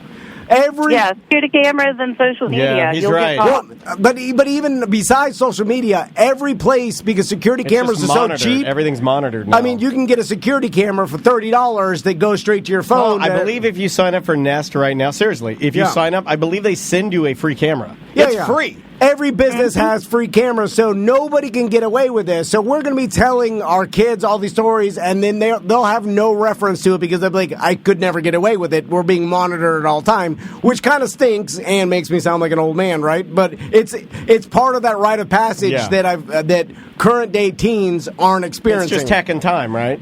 There's nothing like that now, and there was no cheap cameras. It was like pre-2000, everybody was getting drunk at their job, at their teenage job, because you could get away with it, no cameras. Anyway, that kind of sucks. So you guys would throw these epic parties, huh? Yeah, we would take the kegs home to whoever apartment and drain the keg and then make it back the next morning. And our manager knew that we did this. And so if she knew that we were going to go out partying, she would make at least 3 people show their cell phones to show that we had her number saved. So if we got arrested, we were supposed to call her instead of our parents. No, I like that. There was so that we could still go to work the next day. This sounds like a dream to make sure you get to work. True. Yeah, but I mean, it's beneficial for her, beneficial for you. That was trouble. Yeah, exactly. That was another thing. Like, I grew up, there was always an adult that gave us a business card that we would use for some sort of get out of jail. We had a guy that lived around the corner from a Circle K in DeLand that would buy us beer, and we had his number. I don't but it's frowned upon to be friends with children these days. I would buy kids. I would buy kids alcohol. I would buy them nudie mags. I'd ride bikes with them. I'd hang out with them. I'd watch TV with them, but you're not allowed because people think you're a pedophile. We had a guy, which now thinking back probably wasn't safe. I was probably 17. And he was a roommate of a friend that found her through the newspaper. I never knew this guy's real name. We called him Davey. And we would just get in the car with him and ride down to, the Circle K and let him buy a beer. Yeah. I don't know how I'm not dead. I went to a hotel room one time and played Nintendo with a man I've never seen again. We played Skate or Die on the hotel TV. It was fine. He didn't touch me or anything. So, Shana, did you have any, I guess. Blocked it out. Any, I don't know. After... Wasn't there long. I want to know about Theo Vaughn's roommate. Okay, how was Theo Vaughn's roommate? He was pretty hot. All right. Very good. What was his name? In case we can get this tape in front of the Rat King, if we get it to him, what was his first name? Eric. Did he? And what did he? Did he have any a particular look to him? Did he also have an action mullet or like a... No. He talks about his hair like that's his thing. It's not a negative. Yeah, but thing. that's fairly new. No, I know, but I'm just saying. Yeah, that's a thing. I don't think he had it back in the 90s. Didn't he have it on Road Rules? I thought he had that same haircut. No, I don't think he had it then. No, he was very much a pretty boy back then. Oh, I'm blocking it out. Yeah, he was a pretty boy, and the friend was pretty boy. He was hipster, worked part-time as a chef. I'm an artist. I have plugs, kind of pretty boy. Typical late 90s emo kid. Okay. But not really emo. Gotcha. Gotcha. Were there any urban urban legends, like after hours, where like some of the teens that worked at the water park are like, hey, we should. Did you have like any tall, like Der Stuka type of water slide, like the ones that you drop you down from a chute that are super tall? Yeah, we have one of those, and it's like where you fly off and you're not even touching anything when you hit the ground. But they wouldn't, like, there was some sort of sensor, so you couldn't turn the water on and actually go play. Gotcha. Well, we used to go steal the golf carts. We would go to the mini golf and play mini golf in the dark. Once we realized that raccoons really like apple cobbler, so we would go back and unlock the freezers and get out the apple cobbler and get drunk in the parking lot and then watch the raccoons eat the apple cobbler and then laugh because their little paws are sticky and they couldn't get it off. So animal abuse. I like all of this. Did you know you can't abuse a raccoon? Did you tuck that in your knowledge hat that raccoons like apple cobbler? You need to know that. They'll eat anything. Yeah, but you can lead them out of your neighborhood if you have an apple cobbler. They'll never leave. Yeah, put out a bunch of little Marie calendars. You can have a party. So those are expensive, the Marie calendars. Yeah, well, you got to go the cheap ones. So what were you making when you were doing this old teen job? Depending on the day and the party, like I eventually got to supervisor level where I could boss everybody around. Weigh your T's, you idiot. Weigh your T's, everybody. Eat that cobbler. No, I think I was making maybe $14 an hour, but then they would put us out. I got to be the golf cart girl. That's pretty good for 97. Yeah, and for a teenager. Yeah. And of course, all the old golfers liked half-drunk young teens with big keys, so I got a lot of tips. I mean, I don't know what you're to not say lying. To that. It's true. That's what happens. Yeah, that is what happens. That is a thing. You want to feel old? Go back and look at what minimum wage was when you were in high school. I've done this before. Like back in look at 97. Like I was in high school in 97, and look minimum wage up because I think it's in the $6 range. Yeah, I think it was around like $6.50 or something. And then back then, I remember them saying it was too much. Huh? My first job, I worked I was a bagger at Kroger, and this was a year before because we're the same age, and I think I was making $5.75. Yeah, I was going to say Florida minimum wage in 1997 was $5.15. Yeah, $5.15 is what I got in 94. Yeah, I was trying to remember. $5.15. Wow. 1994, $5.15. You were banking, girl. That is, but that makes you feel old as hell, right? I was getting, my God. Now it makes sense. Not really, because minimum wage now is still only $7.45, isn't it? Well, think about this. It's not that much more. $5.15 is what my friends are making with their jobs. I went up to Pearson from DeLand and started planting that hybrid fern, and I was making $9 an hour. Yeah, that's a lot. I was banking fat money until that dried up, and then I did soccer linesman, which was right at, I think that was a little higher. That was closer to $7. As of September 30th of this year, the minimum wage finally got up to $10 an hour. Yeah, I remember it going. Yeah, so it's doubled. Still, though, even $10 seems not that much at all. No, it's not. Well, that was a good one. But it sounds like you had a great... And I like the fact that you come to our show, you present the job, and I like the fact that you're like, I'd still be doing it. It's a great job. I enjoyed this job. It was fantastic. Can you think if I go apply at Blizzard Beach to be a lifeguard there, they wouldn't hire me because they think it's weird, right? They'd be like, "What are you doing, old man?" There's a couple old men that work at Blizzard. We got a pedophile out here trying to be I mean, seriously, he's trying to wave some teas in the kiddie pond. Is that Tom from Tom and Dad? I didn't know he's a pedophile. He's out here trying to be a lifeguard. But what if I just liked the job? And I like being around kids and pools. I like whole teams. There's nothing wrong with it. Anyway, all right, Shanna, Jesus. Whatever your name is. No. Nice try, Tom. You know man. me. All right. Hey, thanks for your time. We appreciate it. All right, thanks, guys. All right, be good. Oh, wait. What? How much did they weigh? I think it was 12 ounces or 11 ounces. 12 ounces? Well, hey, sign me up for some 12-ounce curls. I hung up. 12-ounce curls. Water park job seems... I mean, how often are you actually having to You know the job I want? I think if you're at the wave pool, probably a lot. Pulling you know the kids job out. I want? But other than that? Yeah, they pull them, over at Blizzard Beach, those fake ice, like they're like igloos or something. Yeah, you jump the on. obstacle course. Yeah, the obstacle course. They're forever pulling people. You don't want that. Okay, yeah. You don't want that one. But what I do want, and you guys are going to think I'm crazy, but there are the guys that stand in the lazy river with the net that just stand. They don't move. They just stand and move the net side to side, getting the leaves that rocket by. Yeah. That's the job I want. So fun. Yeah. Earbuds in. I'm just kind of doing it. They won't let you wear the earbuds because they want you to be alert and stuff. I've thought of this. So you don't think I think of this stuff. Okay. What's the big thing that has all hearing aid companies scared of? That patent is up now, and now you're able to sell hearing aids like generics over the counter, right? And nobody's going to say anything to you if you have 2 hearing aids in because you take them out and you're like, I need to be able to get the link. And then you say that and they're like, oh, I'm sorry, sir. You put them back in. And they're Bluetooth, And they're Bluetooth to your podcast. Yeah. I'm telling you, I've already thought about this. Dude, that's brilliant. And you could use that with your wife right now, dude. If you started, it's a long con. You got to do for the next 5 months. You got to go pretend you're going to the doctor for hearing loss. Okay. Right. Then you're going to say, oh, he gave me a prescription for hearing aids. We're going to buy them over the counter. Bose makes them now. You just put the Bose in there. You put them in there, and then when she's talking to you, just put you've been listening to your podcast all the time. It's gamble crazy. It's a foolproof plan. Here's the problem. I can't listen to something and listen to someone else talk to me.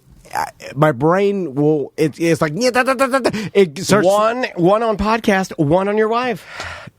I'm telling you, my brain doesn't work. Do that. I listen to podcasts while I'm doing the dishes, and then Crystal will talk to me, and then I'll look at her face, and she's talking to me, and I can't. My brain can't decide who to listen to. It can't switch off from the podcast because I want to hear that more.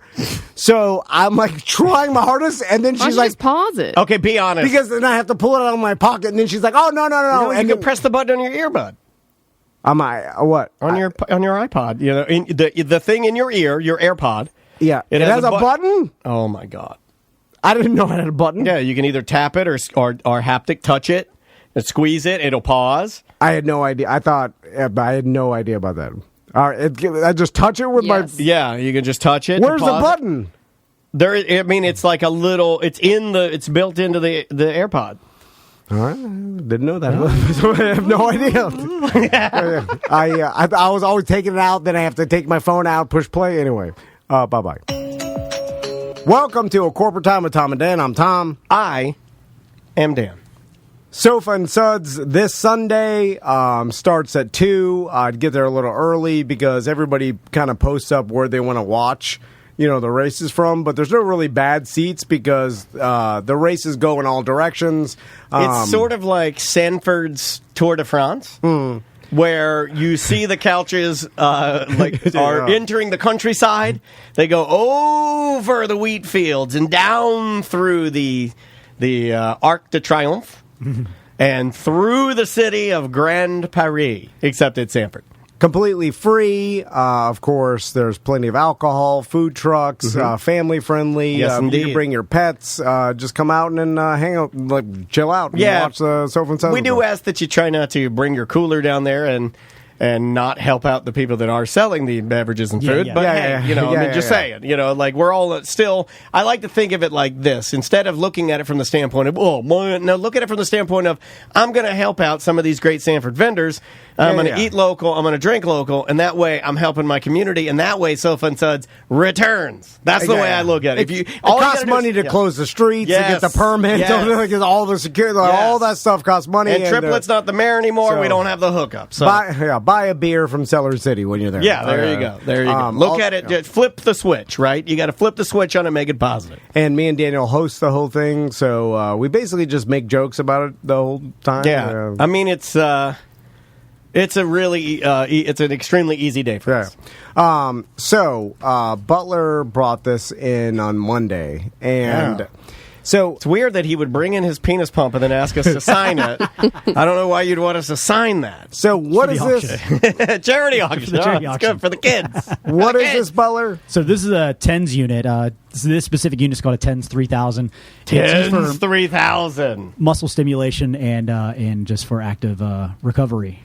So basically, and a lot of people have seen this, it's like what are those things called that they usually put on your heart or whatever to, like a medical... Like the little EKG stickies. Yeah, sticky. What is that? What's the medical term the sick people sticky. Stickies medical sticky. Yeah, these are stickers for fat people. A firefighter buddy of mine one time said that... no, I can't even... Oh, I know what that Hey, you gotta put on those electro pasties. All right. Anyway, so this is made to send an electrical current to the sticky to stimulate the muscle underneath. Correct, yeah. So if you have any injuries, it helps blood flow and just get the muscle moving and getting... I don't know the rest. You've been fighting with your wife? Why are you hoarse? You've been screaming at her, bro? Yeah, we be fighting. So we be fighting. It's weird. Like we've seen these before, where like someone's sitting there and they're electrocuting their thighs, and it's just stimulating the muscles. The muscles are firing. They're like, I'm getting gains, bro. But that's what I was going to ask you. Like, it doesn't work for muscle growth, does it? Or everybody would be like, no, it's not for muscle growth. I think that they know that we have limited knowledge of the human body.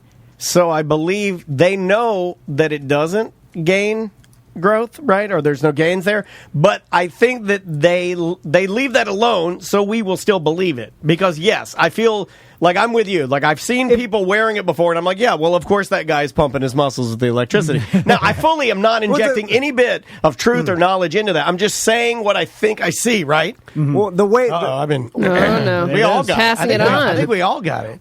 This is how Corona starts, right? Yeah. Why I don't... Like, if it did actually make muscles grow or, like, stimulate muscle growth, like, because it's a lazy way to work out, my wife right? would be wearing one on her chest right now.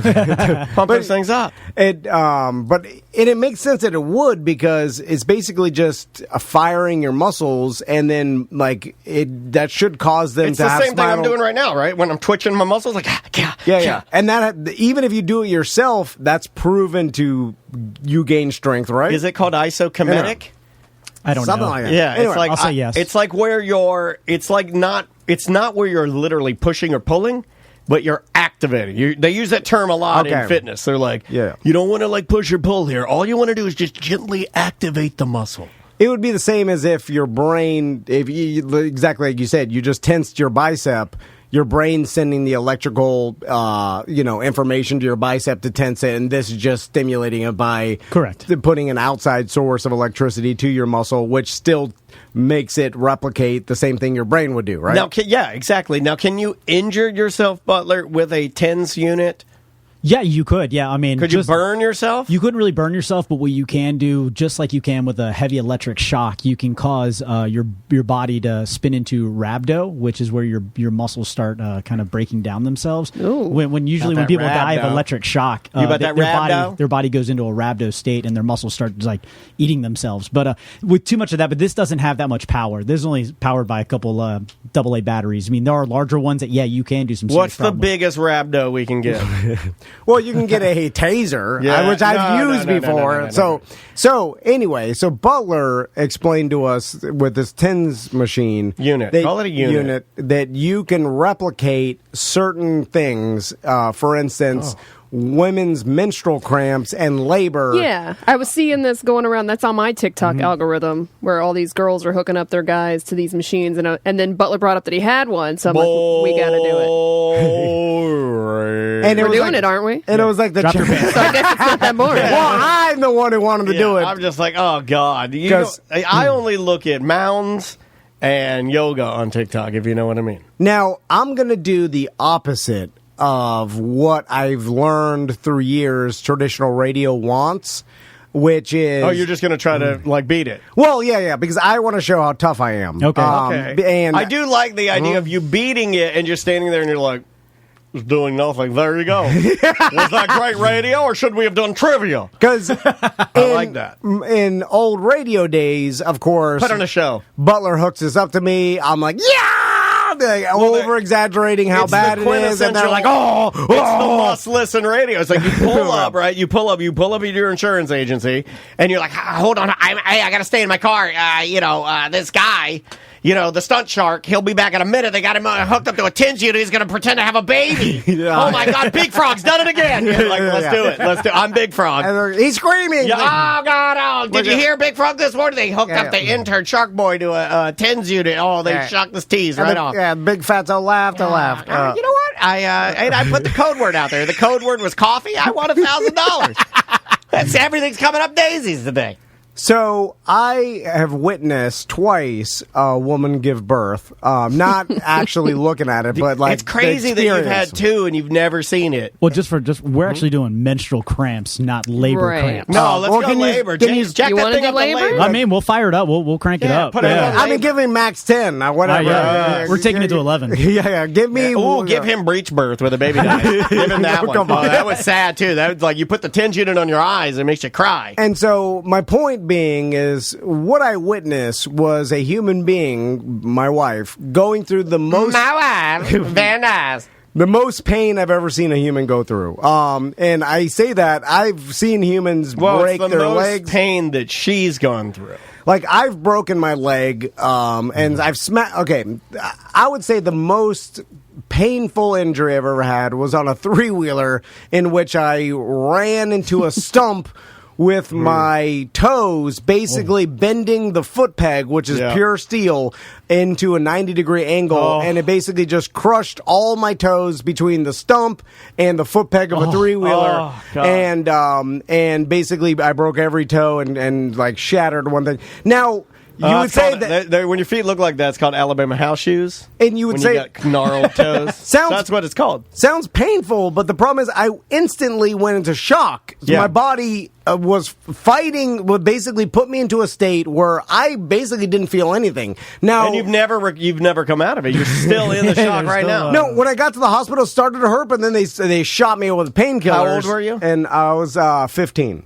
So those are the sweet years. God, to be on painkillers at 15. So that's when I got addicted, and then the whole and then the here back. We are. Look at this career. Started at the bottom. Now we're here. I wear a back brace. Yep. Anyway, so anybody with a back brace, has been addicted to pain pills, or is right now.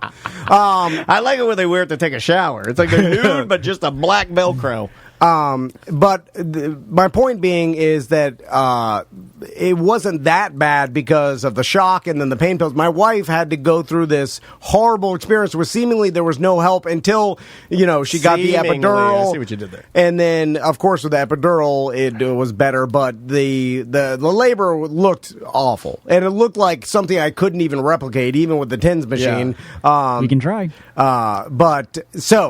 The TikTok thing that has been going around was the menstrual cramps. And maybe we should start with menstrual cramps. And now explain to me what even that is. Appeared to be very painful for these What guys. is this bit called? Now, do you look at the camera when you do this? Do you go, hey, what's up, TikTok? This is called Gramps versus Cramps. Oh, I like that. Yeah. Is that what you do? I meant no disrespect by that. So, what are menstrual cramps? Why is everyone looking at me like I'm a damn dog? We don't have them. I'm not going to look at Butler. He don't get them. So, I'll tell you what I don't think. know what they're... It's when your uterus is whacking against your stomach or something, right? So, it's something contracted. It's like... It's like hunger pains for your butt. Is it laying an egg? Your uterus cramping to emulate what it would do if you had a baby? Like contractions. Contractions? It's like mini contractions? Yes, it is. It's contractions in the uterus, which is a muscle. To move the egg. That flushes the egg out, right? Yeah. It's like you're basically giving birth to lining an egg. It's like when I slide. It's gross. It's the same. You got to picture this. It's like when I slide a tennis ball down a tube sock and tie a knot in it for my dog. That's what you're doing. Tennis ball, egg, tube sock, uterus, skinching it. So basically, menstrual cramps on level 100 is what happens when you're giving birth.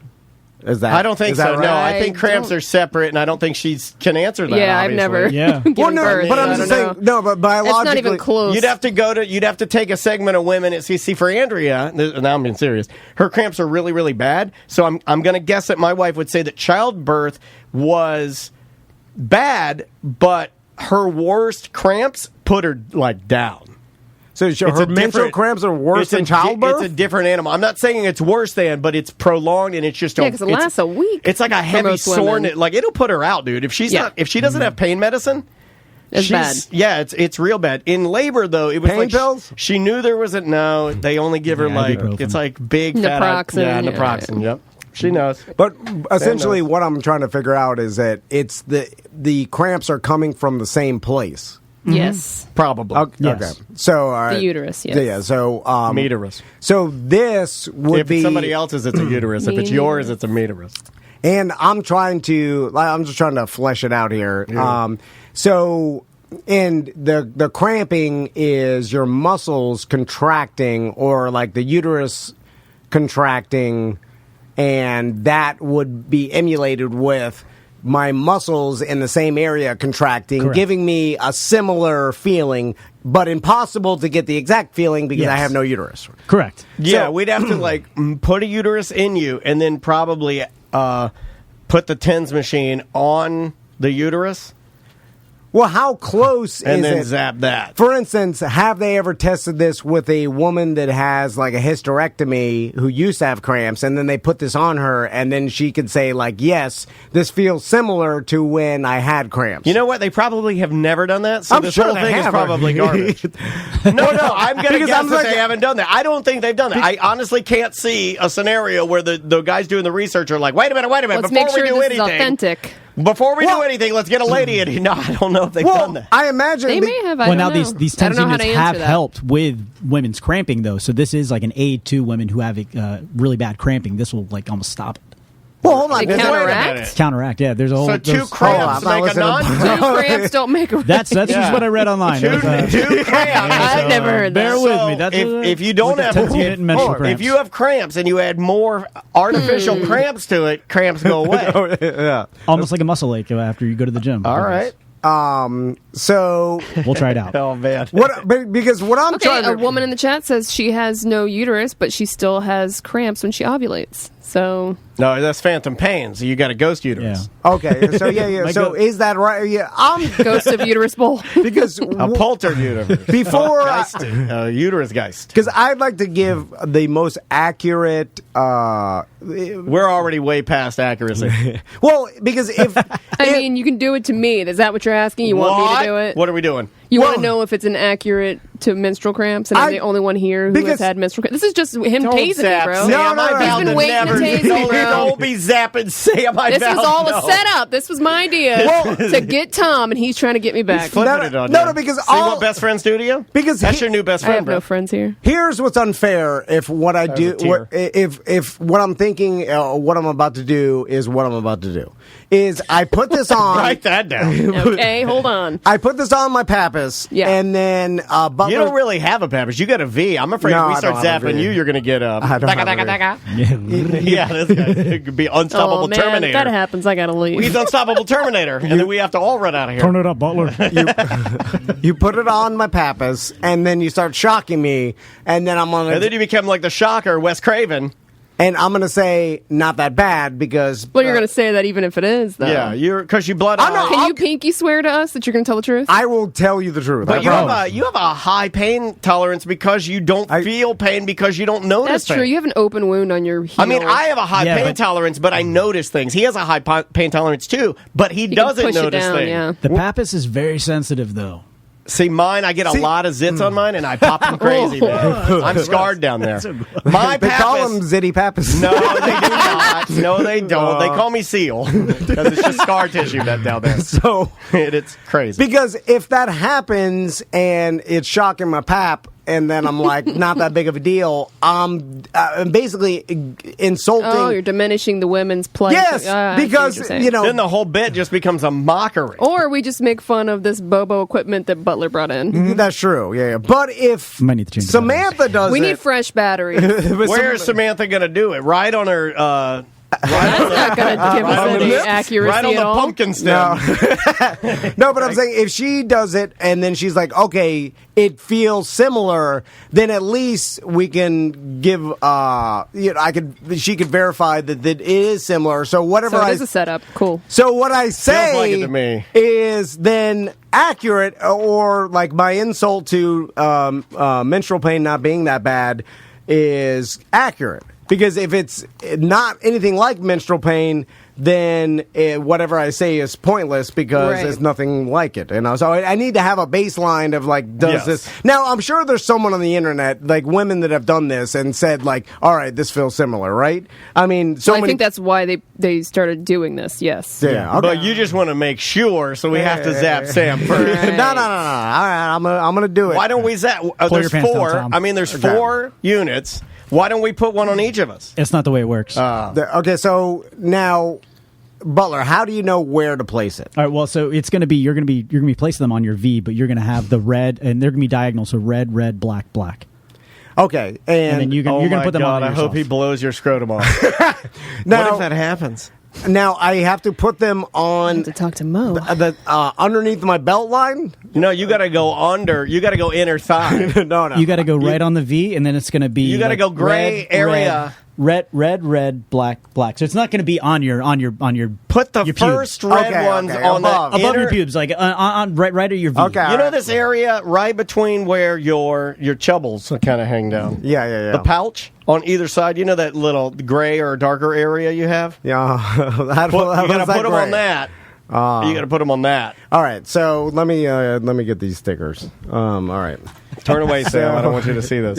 Hold on. I'm going to get a. Hold on. I don't know if I want to see your grooming because I know you've shaved down there. I know you said that off-putting baby shave. Don't look over here. Okay, I'm blocking my face I'm gonna now. be standing. It looks like David Nichols' shaving routine. Okay. Push them on the real good, okay? So, yeah, Tom. Do we need to red on the turn a bottom, camera so that Would it be the diagonal? Twitch okay. chat No, can see it? Or no? Well, I don't think this isn't Not allowed to see this part? You're not allowed to Gotcha. see this part anyway. Right there, Oh right? man. right there. Yep, right. Why do you do the Playboy tan thing? Why do you do the Playboy bunny sticker? Why do you do that? Okay, and I'm going to show Twitch where. Why do you do that? Uh-oh. They want to see, right?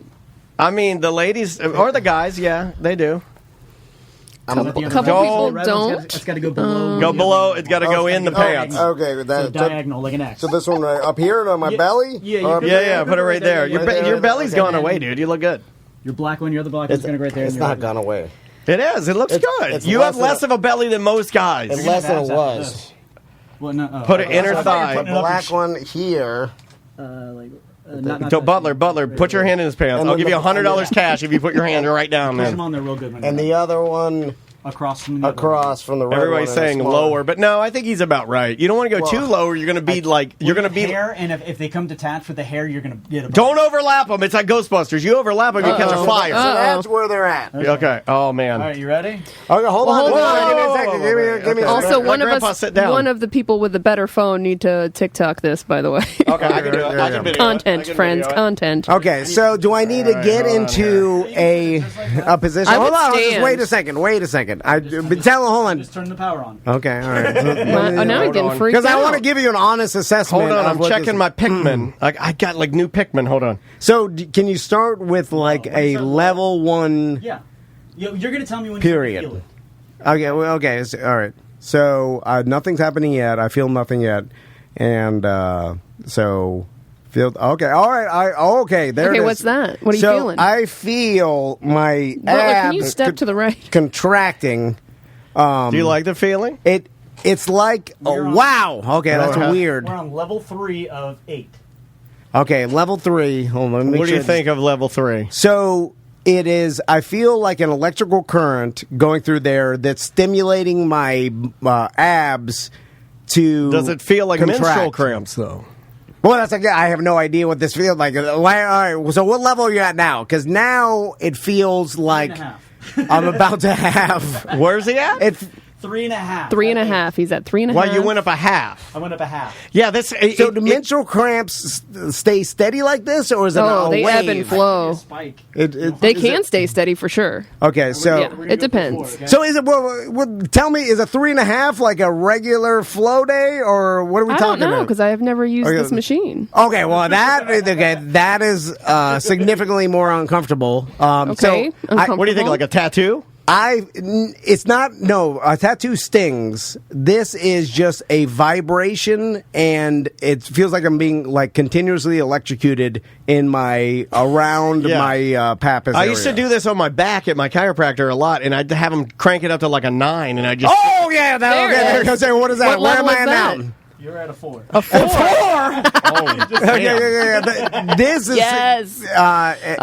Today's my favorite day. It's more uncomfortable, and when you juiced it up there, but I can. But they come in waves, so I think you got to get used to it. No, I'm good. I think you got to go 7-4, 7-4, 7-4. You know, 7. It makes me feel like I'm about to have diarrhea. Yeah, do it. Okay, so Yes. Oh, that one got me. Another good one. I didn't get it. What was that one? That's my fault. I didn't get it. You got to stay on the that victim here. Yeah. Look at it feels like my abs are just no.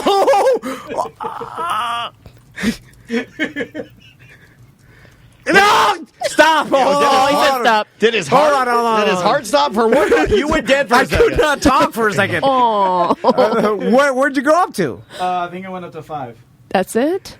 Hold on. Now, Oh, I gotta feel what what is- level what is 10 eight? looks like. Now, Would you like to control it? Oh, dude, don't let him control No, it. You'll find him in his Jack Shack. He'll be either him down, up down, punishing all himself. right. So that was more intense than I thought. Okay. Now, there but you I go. appreciate the honesty. I have to, although I do feel like my body couldn't naturally do that, and if it did, I would be like, "Why'd you curse me?" Oh, I ask that question every month. Because this feels like a curse. And I don't even want kids, so why do I even have this happen to me every Well, month? here's kind of my take on this. Is that like I know how bad it is downstairs for me with my number 2s, and I know the trail of tears that I walk every morning for that. I know the pain, and I feel like if I can endure a lifetime of that, I can endure one day of having a baby. You see what I'm saying? Like I honestly believe. The stuff that I've seen, what I've had to do, the treatment, the behavior, the therapy. Like, I feel like that, right. I think I could do it. So here's I'm going to now try to not let it bother me and tough it out because I feel like I'm tough and I want to see if I could just ignore it because I can take a taser and then tase my arm with no reaction. Because it's extremely painful. I can't take a taser. I've done it before. But this does seem like incontrollable, where it just stops me from talking. Like I cannot. Yeah, it'll get through take it. your breath away. All right, are we doing it? All right, start. Okay, now Starting low. So okay, I feel it. Okay. Man, I can't believe you only got to a 5 on this. No, it's getting crazy. Why are you bouncing? I'm getting through it. I just have to know Focus, there's just electrocuting my stomach right now. What level are we at now? We're approaching 5. Okay, we're 5. All right, it does. Man, it's making my entire insides. Oh man! What level? Favorite day. We're just at 5. 5. Give me more. Yeah! Give me more. No! God! Your vein, dude, a vein popped out in your head. Pooped his pants. 5.5? No! What do you want to go to? No, I just give me 1.6. Okay, that's it. That's it. He's done. Oh man, He's done at 6. Ooh. Wow. Isn't that I want to bad? thank you, Butler, for today. I want to thank That's you. painful, dude. Like, I don't even like watching that. Isn't that Your bad? eyeball under your eyes is sweating. That's weird. That's pretty bad. I've never seen your muscles tense up so much. So what? That and hurt. that's supposed to be therapy for people. Like, so you could put that on somebody while they're sleeping and just crank it on a 10 and walk out of the room. Oh, no, you wouldn't do it. You Not could really a hurt I someone. would totally do Oh, that. you could, yeah. I'm surprised people don't do that as pranks all the time. Well, it's an expensive break. Like, Well, I'm just saying, you buy one, you Yeah, put and crank it up. like at one point, it felt like Am I doing damage to my inside? Which I know I'm not. Were you going to the doctor today? Just tell him. Well, the dentist is his teeth. No, but that's what I did. I went right to the doctor. I'm like, I did kratom today. I did. And the doctor's like, what? I'm like, that's why I'm here. So, I wonder, so my thing is, does this give you an accurate picture of what, the cramps feel like probably or birth not. or whatever? No. It's probably just some It's just a simulation, but crap. it's as close as you can get as a male. Because, that is real, real bad. And I'm no P word. What part of your body would you be able to sustain it the most? Your hands, your feet? Arm. If you I would did say your biceps, your quads, stuff like that, were the bigger muscle. If you did my forearm, I could take level 10. Is anything on the table with this particular machine? For instance, if I were able to, put it on my eyeballs? No. My organs interior? Could I put it inside me? No. I mean, why not? It would work, right?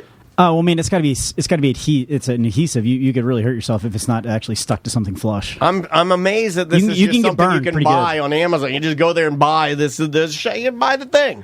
Well, you could buy a taser on Amazon. That's crazy, though, right? Yeah. I'm sure if you put this on your heart. Oh. And, then started level 10, you know what I'm saying? Up and down. Maybe you shouldn't do that, but the most inefficient way to kill yourself. But I think if you had this on your quads or your calves or something, it'd be painful, but for some reason, having it around your genital area, it is real bad. What would it do if we put it on, one of our fish? Oh, dead. Oh, yeah. Too small. Do you want to put this on your arm and at least see it? I want to feel it. Yeah. Dude, put it on your belly. Hair on put it on. Put it on my belly. I'm more of a P word than you are. I just want you to feel. Do you have any diseases? You have crabs like I did? Because it's in the hair, yeah. I'll be getting them again. I don't want to get them again. Yeah, but once you got it once, you know. No, you don't even have any pubic hair, so you don't have crabs. You got to be like a... He's got belly fuzz, though. You got to be like a 70s guy. It's all... I mean, at my age, those are hair everywhere. All right, so you put on your belly. Where's red go? Red go. Well, it can go red, then I got a black, then black. It goes in an X, so you're going to make them like an X. Listen, there's nothing more that I wanted to do than to tough it out. And be like, this is nothing, but I could not do that. All right, give me a... I appreciate How about your that? honesty. Yeah. Okay. I honestly, I couldn't give me even... a 1. Don't mess around with me now. Give him a 1. You'll feel... Feel it. You got to at least give him a 5, too. Oh, God. Oh, wow. Yeah. Hello. Hi. Yeah. The initial... hold on a second. I don't even know what's happening. It's just a vibration at first, but then... No, hold on a second. It's like a hardcore pain. Where are we at? Oh, man, I need this That's every a 3? day. I don't know about this, man. I don't know if I like this at all. Why is it pulling my fat in? Yeah. That's what I know. I can feel it sucking me from the inside my own body. Yeah. The black hole. Can you give me a 3.5? What? Give him up to a... Hi. Wait, now I kind of like it. Tell me what if he's a masochist? Yeah. Hold on, what is that? You didn't touch it. Well, no, this fat part's it's making me fatter. Oh, it will burn. Also, it's catching my shirt on fire. Yeah! It comes off your skin. Give me a 4. Really press on it. You guys are... It's so much fun. I love this. I can't put my back in the chair. Yeah. You stiffen up. I'm telling you. 1 more. No, I can't. I'm a P. Okay. Oh, Lord, no, it's this side of my fat. Yeah. I'm too fat on the right side. You got to the 4? I can't. You did a 6? You're nuts. It used to be. I want to do a 10. I'm trying to hold him off my pants. We should have done a 10. No, I'm not in that game, dude. This isn't that kind of show. Well, put it on my thighs. Can you do a inner thighs? Yeah, 100%. Could you do a 10 on my thigh? Yeah. You know, I will say I do feel very svelte right now. Sam, you want to try it? Just sure. to feel it? Put it on your foot. My foot? It's all bones. All right, so... Now we're hooking it up to Tom's thigh. Okay, yeah. I don't think it's going to be as painful here. But I don't know. I don't think you're going to see your muscles fall. I don't think a 10 is good because he's going to kick his sandal through the windshield or window. Oh, yeah. Take your sandal off. Okay, yeah. Make sure they're on there pretty good. Push them on there. Smack his thighs, Butler. All right, we're playing with a 10s machine about 20 years too late. All right, here we go. You ready? Yeah. Turn it up. You tell me when it's Okay, I feel electricity now, yeah. Oh, yeah. I see it tightening. yeah, Look at it move. Oh, man. Oh, gross. Yeah. Oh, I gotta show Twitch this. Ew, yuck, you're peeing your pants. Show Twitch. Hold on. All right. Your legs are twitching.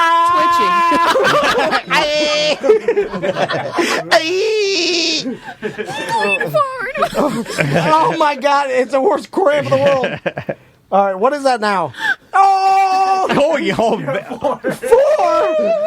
Dude, I'm not even joking. That's worse than the stomach, isn't it? I don't think I could do a 10. Don't do it. No way. You might hurt yourself.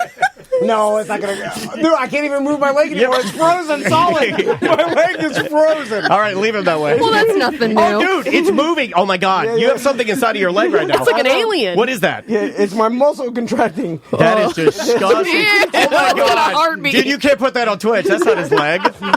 It is gross. That is not his leg. What is it at now? You're at just about 4.5. A 4.5. Don't do it. Don't. Oh, my God. What is it now? There's veins everywhere. You're still. I just barely. There's veins everywhere now. If you look at the front of his thigh, it's all veins. Just This can't be good for you. like wait. I hope Butler's wife's like, "Where's that dangerous ass machine?" Right. Where's my cancer machine? I gotta return that one. It kills people. All right, so I'm gonna sit down for this. We're all sweating now. Try to give I'm me crying. at least the highest. Well, not the highest. No, but don't give me do a it. 6 or a 7. What is that? Breathe. 5? Okay, breathe. give me Deep a breath. 6. Deep breath. Oh, okay, that's it. Wow, What was that? It's a 6? dude, that actually it felt burning like have right here, electrocuting my. Both of your eyes are watering. That wasn't just a muscle tense. That was me being electrocuted. Like my leg, actually, like piercing, insane. How does it feel now, though? It feels great. I think I had 2 orgasms. Dude, I don't know why. But I guess I feel like my muscles feel tingly. Like there's a bunch of blood went there, right? Yeah. Because I mean, if they're contracting yeah. a bunch of times, like it brings blood to the surface. I can see how people use it as therapy, but my God, Is there an easier way to? Yeah, after 6, like how? I mean, why does it even have a 10? Like, to what muscle needs to be at a 10? Like, I'm like even my forearms. Like it was so much electricity, you start burning, up, right? Yeah. No, I don't know. I don't know why I need to go up to an 8, but these are questions that Dr. Ocker could answer. Yeah. Anyway, that is painful. Would it do anything if I put it on a watermelon? I don't think. No, I don't think so. Could I cook a hot dog with it if I put the? You might be able to do that. If I pulled the pads off and stuck it in a hot dog, could I cook a hot dog? It's possible. Sam, do you want to feel it at all? Yeah, she wanted to put it on her foot. I don't want to put it on my foot. Or hand or something. Put it on something that's not going to hurt her. Oh, I was thinking feet are tough, right? You would imagine the bottom of your feet. Yeah, I would imagine it'd be okay there. I don't know, man. Have you ever had a toe cramp, like where your toes curl? I hate that. That is painful. I have arthritis in my feet, and my toes will get What if stuck. I have a heart attack right now? You're not going to have a heart attack. No. If I didn't have it, you're not going to have a heart attack. My heart is, at the brink. I've had 4 Celsius today, and I have heart disease in my family, so I have not lived a healthy life. neither of us have. I should just relax, right? Nothing helps. Okay. Yeah, but he's not going to take you to the 6, and if he does, that's not cool. I don't think he will. I'm not going to. I gotta this do your all bicep? 4 pads? Yeah. Yeah, you got to complete the circuit. Man, I thought I only needed 2. You got to complete the circuit. My quad, it feels numb. God. All right, Why here did I goes say Sam. I do this? Well, I used to do this to my back all the time, and it actually, if you sit that there feels for like good. 20 minutes with it on your back, it's awesome. Give me a 2.5, 3 What are for you about at? 20 minutes. This feels good. Have you ever? Hold on. She's She's like blasted herself here and asked us to leave the room. That's not fair. I'm fine. That's not. She's doing it. Yeah. Now it's hurting like hell. Yeah, Well, but where you you got at? a pretty good poker face. Pretty good. Yeah. Where you at? Ah! That hurt. It's crazy, right? She's about 4 on nice. on the other. So it's like moving my arm on its own. Okay, I feel like I'm going to have a heart attack. Yes. You can take that along. Only because I felt it like going up my neck, and I'm like, oh, I feel like my heart's going to stop. It's cool, right? Well, plus we're having Butler electrocute us. Like, this is not smart. If any of us died, you know what? You're right. Like, we deserve I can't this. believe I They're like, wait a minute, you had Butler electrocute you. on my left arm closest to my heart. And we're like, well, he said he knew what he was doing. Like, but that's what you yelled at him for. He never said he knew what he was doing. He never. All I heard him say was, "Hey, I got this. You want to try? It's fun." Like, he didn't say he knew what he was doing. Yeah. Okay, this is legit. Blew my hair off. If that's anywhere close to childbirth, I will say that that's a horrible experience to go through. During childbirth, once you're in it, I would imagine, okay, like Octomom. That's a C-section and everything, right? Yeah. You get the epidural. Yeah. I mean, she's out, right? I mean, you could plan it so you never even feel any negative effects of childbirth. So here's my question. Who's the natural birth woman who's given birth to the most natural birth babies? One of those Duggars, right?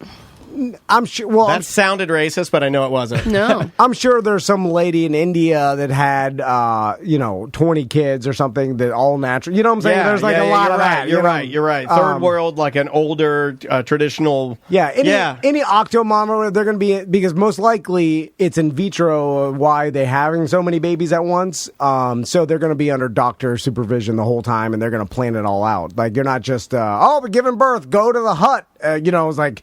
That's the insane part. Like, women have been giving birth for an insane amount of time without any medical assistance. We should do this once a week. This was fun. I mean, I learned I'm tougher than you guys. I do feel a little relaxed. You're designed to do it. Women are actually can deal with pain better than men because of childbirth. I've always said that. Yep. Like they've proved it on Mythbusters or whatever. Like, science has proved it. Like, women have a higher pain tolerance than men, which seems like but we're stronger. We can easily hold you down. Why we're leaders, you have to stay home and give birth and do the baby. Well, you have to, the birthing thing. Yeah, if they weren't tough with the birthing thing, we have to fight the wars. We wouldn't have any babies. Yeah. We don't need a high pain tolerance because normally the way we go out is very quick because we're warriors. Yeah. We can't handle a bullet, a knife to the throat. That's how we go. It's quick. You guys agonizing, slow, weak death. But you did seem tougher than us. So, you did. We'll let you have that'll get my ego. I won't say you are, but it did seem that way. I told Butler to lie about the numbers. He never turned mine on. I was all acting. That's good. Bravo. Thank you. I appreciate that. All right. So you want to take a quick break, or let's keep going? It's almost 40. Yeah. We're at 39. Yeah, 39. So if we kept going, it would be the first time we've ever done a double 40. What? Yeah. No, I meant like go to 42. I guess that's the point. 2 more minutes. 42? You having a good time? You know what? Strap them back on, Butler. Strap them back on. You know what's funny is that we started doing stunts with him again. He's like, you know what? He wants to keep going. Maybe this place isn't so bad after all. Yeah. You back in the game, buddy? We'll end with this. Logic Man paid the Grizz $100 to, I don't even know if I can say this on the radio, but put, let's say, your finger, but not your finger, on basically in between the 2 leads of a taser, and then turn it on so it tases both sides of the tip of your finger. Oh. Yes, but it's it's your not, finger. Yeah, downstairs finger. Anyway, he did that, and he didn't say it was that bad. Like he You're said, this close to saying finger 11, and then going to Earth Day birthday. We'll be right. Stump Boy's back. We'll be right back. Welcome to A Corporate Time with Tom and Dan. I'm Tom. I am Javier. Sofa and Suds this Sunday. It's the Sanford Couch Races. It is. I've heard more about this year's Sanford Couch Races than. Dare I say this is going to be... Well, we missed them for a year. Yeah, but this is probably going to be the biggest one yet. I saw like a time hop on my Facebook. I don't look at any of that. I hate that. I hate that. It's always stuff I don't want to see. Like my mom doing this for 6 my mom's death. Yeah. It is a bummer a lot of times. You know what's a bummer? It's not that she died. That is a bummer. I mean, it goes without saying, right? What's a bummer is that a cartoon dinosaur holds a picture of her in the hospital.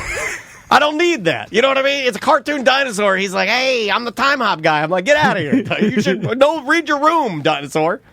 So, with the couch races being this Sunday, we've had a problem for the past 3 years now where Team Audi, because how it goes, for anybody that doesn't know, local businesses put together a couch, basically put a couch on wheels, and then we have a race, and it's basically you versus another person, bracket style, correct, right? And that other business. So for years we did it, and there was always random winners, but about 3 years ago when Audi came aboard, they built a ridiculous, like a really nice couch that was engineered. I don't think it's fair to take the German-trained Audi mechanics and get them to engineer your car, your couch. I don't think that's fair.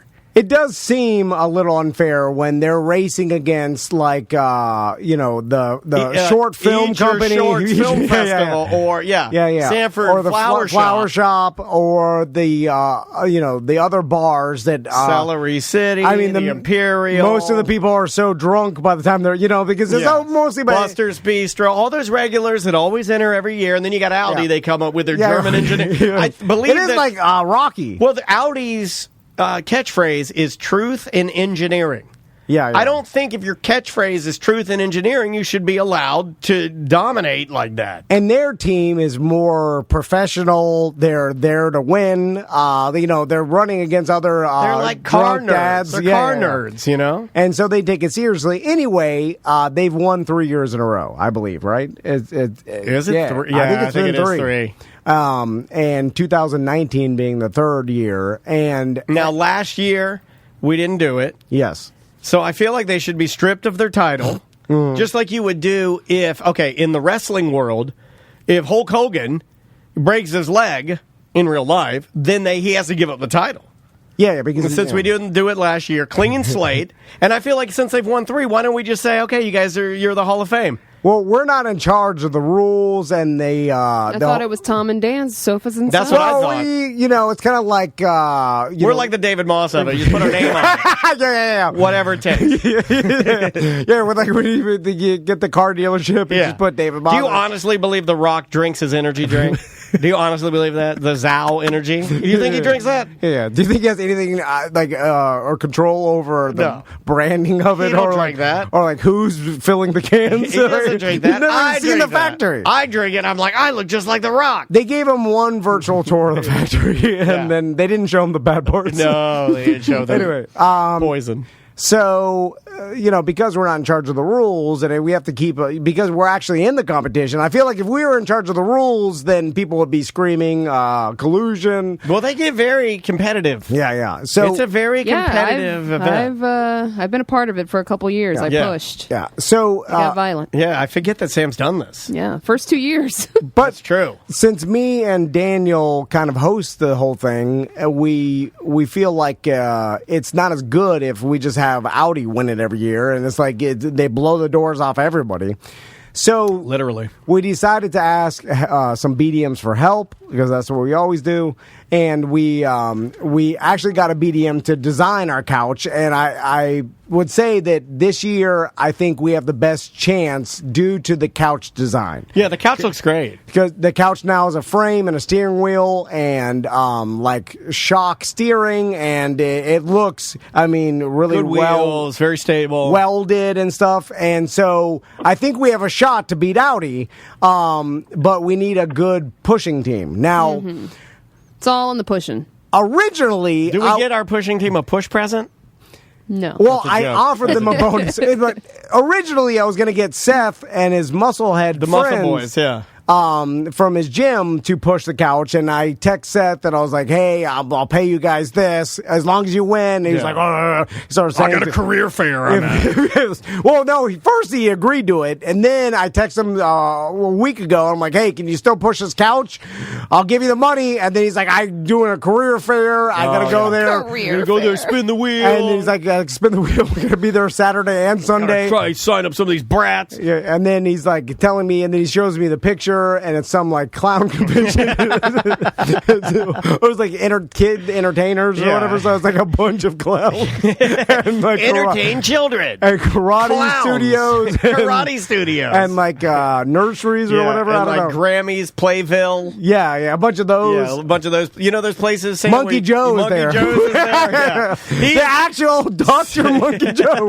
Excuse me? He's a doctor. Dr. Monkey Joe. I did not know that. You didn't know that? No. Dr. Monkey Joe will be there because they put.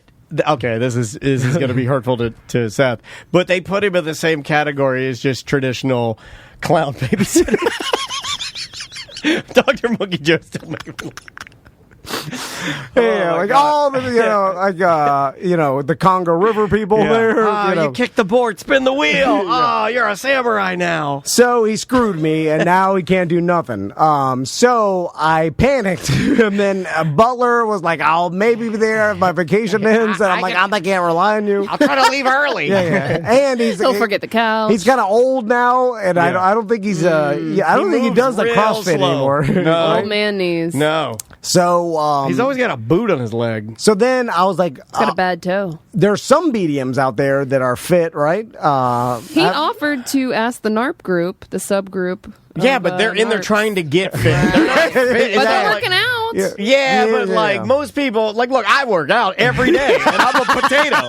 You know what I mean? Like, I ride my Peloton every day, but that's not for health, like my body. That's for my brain. Yeah. I see. Like, just because you work out every day doesn't mean you're fit. Yeah, no. I mean, Louis Anderson stretches. He does. Oh, yeah. Anyway, so I was like, let me put it in the BDM page, and I got a bunch of emails from BDMs that wanted to push a couch. And I think I specified in the post, I was like, hey, I need you guys to win, right? So I thought the goal is to win. Yeah, the goal is to get the best pushers. But if these guys have your confidence, they could be Chungus Gloriosos. Like, for instance, like, and this isn't I'm not trying to be mean here, but Izzy is he's the Glorioso. He's the Chungus Glorioso. Yes, but he has a lot of confidence. And I don't think there's anything he doesn't think he can do, right?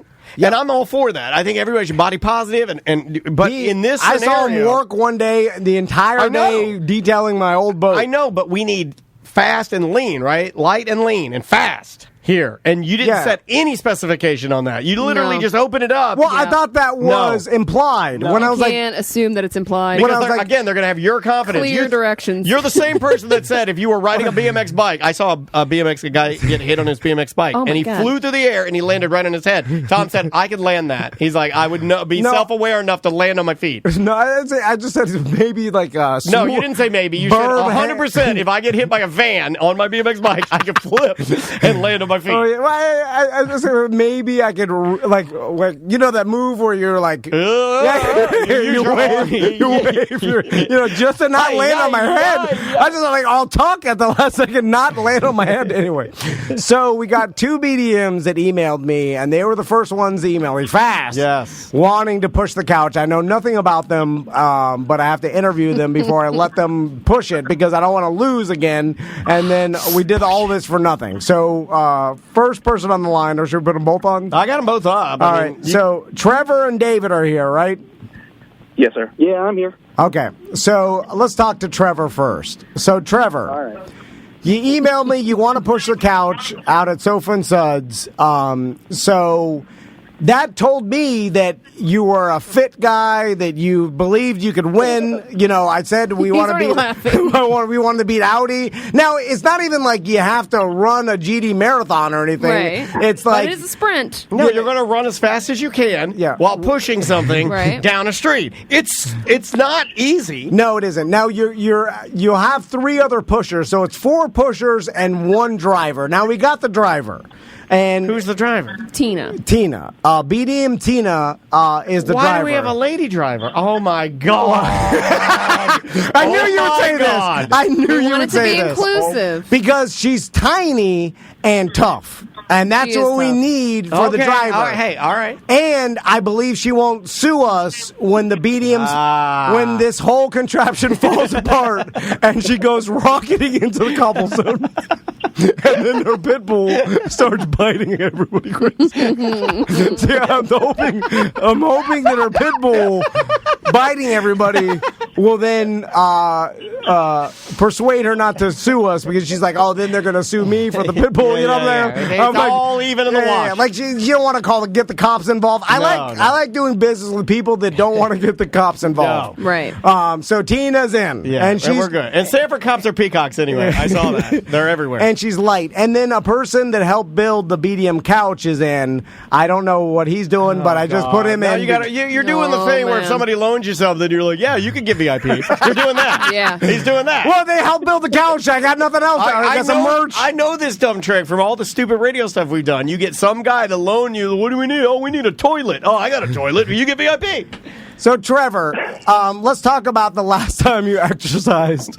When is the last time you've run? Why don't we start with your height? Okay, why don't we start with your weight? Why don't we start? Do you have any pre-existing conditions? Well, if you ask that to an NFL lineman, you may be thrown off because they're going to, I do think we're going to have to know that. If the guy's like, yeah, I'm in a wheelchair, and what do you want? All right, Trevor, what's your height and weight? All right, my height is 6'4". Nice. No, I like that. I like that. That's good. I've got the offensive lineman size. I always have since I was a kid. I'm right at 310. All right. 310? He's 6'4". I was an offensive lineman in high school. I've been pushing things my whole life. Okay, you can do, they push the sled. Oh, God. And they have short bursts. My job is pushing things up hills right now. What's your job? What do you do? I deliver soda for a popular soda brand in the Orlando area. Okay. He's a soda man. Yeah. He's a soda pusher. What hills are you going on? The ramp of his truck. So, the ramp of the truck, up hills, in the stores. So what do you guys got? Who's your number one guy? Who's your Michael Jordan? Well, we got the old Diet Mountain Dew delivery guy. He's stepping in. He's going to crush it. So, Trevor, we got Dr. Pepper Billy. You used to be a high school athlete, correct? Yes. All right. Now, how long ago was that? What sport? Like, what song was popular when you were in high school? Just tell us that. Say Counting Blue Cars. What was that Usher song, Little John? The Usher song. Just say Counting Blue Cars, Dishwalla. All right, so it's been a minute. It's been a while. So around my age or whatever. This is my new favorite bit. How fat are you and what's your song? This is my favorite bit. Fat people's songs. What are you going to say, Trevor? I'm 35, if that helps. Okay, he's a young guy. Young guy, yeah. I mean, you can. I support the 6'4" and the 35. But if you got a good burst of energy, I'm on board. I think Frank Gore played till he's like 37, so there's that. He's doing Frank Gore is fighting on the undercard of the Jake Paul thing next weekend or something. I know. We're going to talk about that with EJ. Unbelievable. Why is he doing it? Because he can. That's why. Because he's going to beat this guy up. So, Trevor, do you think that you can handle pushing? Have you been to the couch races? Every year. Okay, so you have you're familiar with how long and fast you got to push, right? Oh yeah. Okay, all right. I like this guy. So, a last question. When's the last time you've run full speed? Because a lot of times you should try that before you do the event. a lot of dads haven't run full speed in like a decade. Like it goes along. I haven't. I biked full speed. I haven't run full. I ran full speed the other day with Maisie, and I had to lay down in the garage. You just lose track of time, and then next thing you know, you're like, man, I haven't run full speed in 14 years. You know what the hardest part of running full speed was, and I wasn't even going that fast. I didn't know how to stop myself. Right. Yeah, you build up some momentum. Yes. So when's the last time, Trevor? You got to find something to run into. Okay. The last time I ran, I run about every now and then with my kids down the street, back and forth. They like running to the end of the street or riding their bikes, and I'll keep up with them. For about a good quarter mile, half mile. I've never seen a dad take off running while their kids are riding bikes. How long is your street? Okay. Trevor, your measurement distance is way off. A quarter mile is how long people drag race. Like, your street's not that long. Your street is 200 feet. Fine. You got me. 35 maybe feet. half of a mile. I know I can run that. You can run at full speed from where you park to the automatic door in Publix. Yeah. Okay, then you're all good. right, okay, because I don't have anybody else, you're in. All right. So, all right. now I got to talk to David. David, are you there? I thought you said you had tons of emails. Well, I have Trevor, David. Tons Brandon. of emails, but most of them can't read. I got Slaughterhouse Jeremy. I love Slaughterhouse Jeremy. And then a girl emailed me, and then I was like, "Well, we already have." But she just wanted to cheat. The person that you sat on the couch. We don't need another girl. Yeah, we don't need to push her. Yeah. We need men. What are you gonna do? So you're gonna do that move I do with my wife when we're carrying something heavy, where I don't lift at all, and I put all the weight on her, and I'm like, I got it, and I just put all the weight on her. David, are you there? I'm here, yeah. So, David, I'm sure you listened to some of the questions we asked. Trevor, how athletic are you? Weight and height, please. 5'10", 240. 5'10", 240. What is that? Well, I'm 5'10". I think you could have just said 5'10", 5'10". It's like, I'm a squareman. We need to talk to a 5'10", 5'10". If you're a 5'10", 5'10", email us. This is my favorite segment. Square. You know what? I was wrong about this. You got the goods, buddy. You should have a talk show. So, David, if you were on the Arnold chart of fitness, you know what I'm talking about? I say put him in. Yeah. Like the chart of fitness says we got soda guy and squareman. Soda and square. A couple pounds overweight. Yeah, are you familiar, David? Yes, I'm familiar. He's fine. This is good for him. I'm dad bod, but I run. I've lost 25 pounds recently. Hey, so congrats, dude! All right. Well, that's good that it's recently. And he's also motivated, which means he's moving a lot. And yeah, this is a good pick. This is a good pick. And if you're 5'10", 265, then you got some big calves. But you do want some lower people to anchor that thing down. You want to be pushing from. There is a fulcrum. I mean, if you're too tall and pushing, then you're losing a lot of energy. So, David, are you familiar with the sofa races? I was on the team when the couch broke, and I built that wooden monstrosity. So, yeah, I'm familiar. Oh, okay, all right. I remember you. So you are...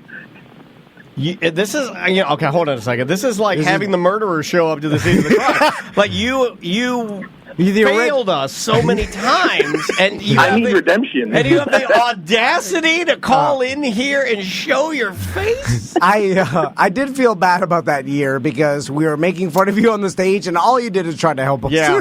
That was my fault. I apologize. You spent countless nights building a couch, and you brought it all like a lot of work for us to just make fun of you on stage. I heard his girlfriend broke up with him, and because of this couch.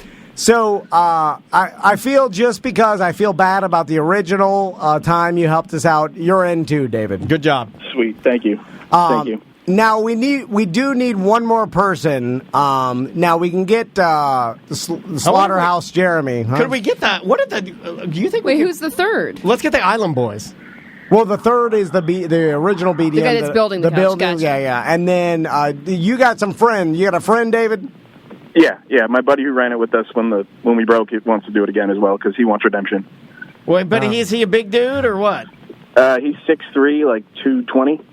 That's not bad. Okay, All right. I think that's our only shot. And what about Tina? It's a Tina I know, right? It's not. You're not surprising me with some big Tina. No, it's Pitbull Tina. I know Tina. Yeah, okay, yeah. That's a great. Yeah. That's a good pick. And I feel like she could drive, and like I said, she's tough. Is mainly the lawsuit part of whoever, because David, Trevor, they're going to be drunk, and then inevitably the couch is going to fall apart, and she's going to go rocking into the cobblestones. While her pit bulls are biting everybody. Do we have a helmet? Can the pit bull ride on the couch with her? I think yes, you can. That would be awesome. Until it falls off. And they run it over. But then it doesn't die because pit bulls are tough. It just pisses it off. And it goes into a bite frenzy. It goes into a literally, because I don't know if you know this about pit bulls. They're very difficult to kill. My dad once backed over a pit bull and it went into a bite frenzy and it started killing people. It started snap crazy. Then it's biting. It'll bite everything. It's biting its own dead legs. Yeah, it'll bite anything. At that point, it's just a biting machine. It's not even alive. It's not self-aware. It's just mouth. All right, you guys are in. We'll meet you at Sofa and Suds on Sunday. I think you have to get there a little bit early. I'm glad you don't know. I need you guys to dress. I need you guys to wear red polos and khaki pants. Well, Trevor's been asking for polos for years. Red polos, khaki pants. Oh, didn't we had T-shirts for the last team, right? I think Butler made those, right? Oh God, he's on vacation. Call Butler and ask him if he brought his cricket machine on vacation. We're going to need some of his sassy wine gal shirts. I can get some shirts. My wife will make some shirts. Does she have a cricket machine? Does she have a cricket? She does. Okay, yeah. I want the sassiest shirt. I want one that says, I just want a bottle of wine and all the cats. So we need size 4 Chungus, 1 girl size, 1 pit bull. Yeah. Okay. All right. Okay. All right. You're both in. We love you. Be good. Thank you. Love you guys too. Thanks. Okay. All right. One of those guys, I think Trevor, is that his name? Trevor? Trevor. He's all business. That guy does not. He didn't like my tomfoolery. No. I don't even know why I listen to this. We're never going to win again. No, we have no chance because we don't take it seriously. Yeah. We were close when I had the plan of getting the nice couch and then the super athletic pushers. Dudes. Yeah.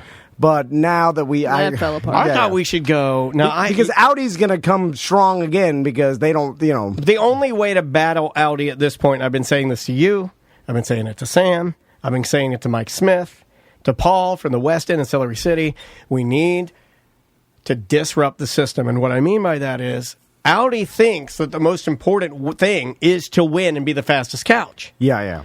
We need to change what's the most important thing. So if we'd hired the out-of-work girls from Baywash Bikini Car Wash to push and made our couch a spectacle, then we put most of the love and the attention back into that side of it. Then Audi goes for that. Then we flip back to speed. We win, and that's how we flip it back. Gotcha. So we have to get Audi to... We got to hoodwink them into thinking that the most important part is the crowd favorite. Yeah, but I feel like their whole culture is German engineering fast. Because we all brag about them. If we just don't talk about them and don't give them the shine, right? Yeah, then they'll have to. Then they pivot. Then we go back. Correct. Or if they have any sort of malfunction, then they're too well built. Do you see? The last time, this is not a joke. Now I'll turn off my being silly. Last time we did this, Audi brought a separate little box of parts for their couch. They had like backups. Yeah, they had the backup wheel. The way that it's welded. There's a shock in the front that it's an actual it pivots. It's got pistons. The way that their steering works, and they had a whole a unit, and they had a secondary unit in case that one goes bad. They have extra wheels. Now, what's our backup plan? We got nothing. No, we got nothing. We barely even have extra fat guy.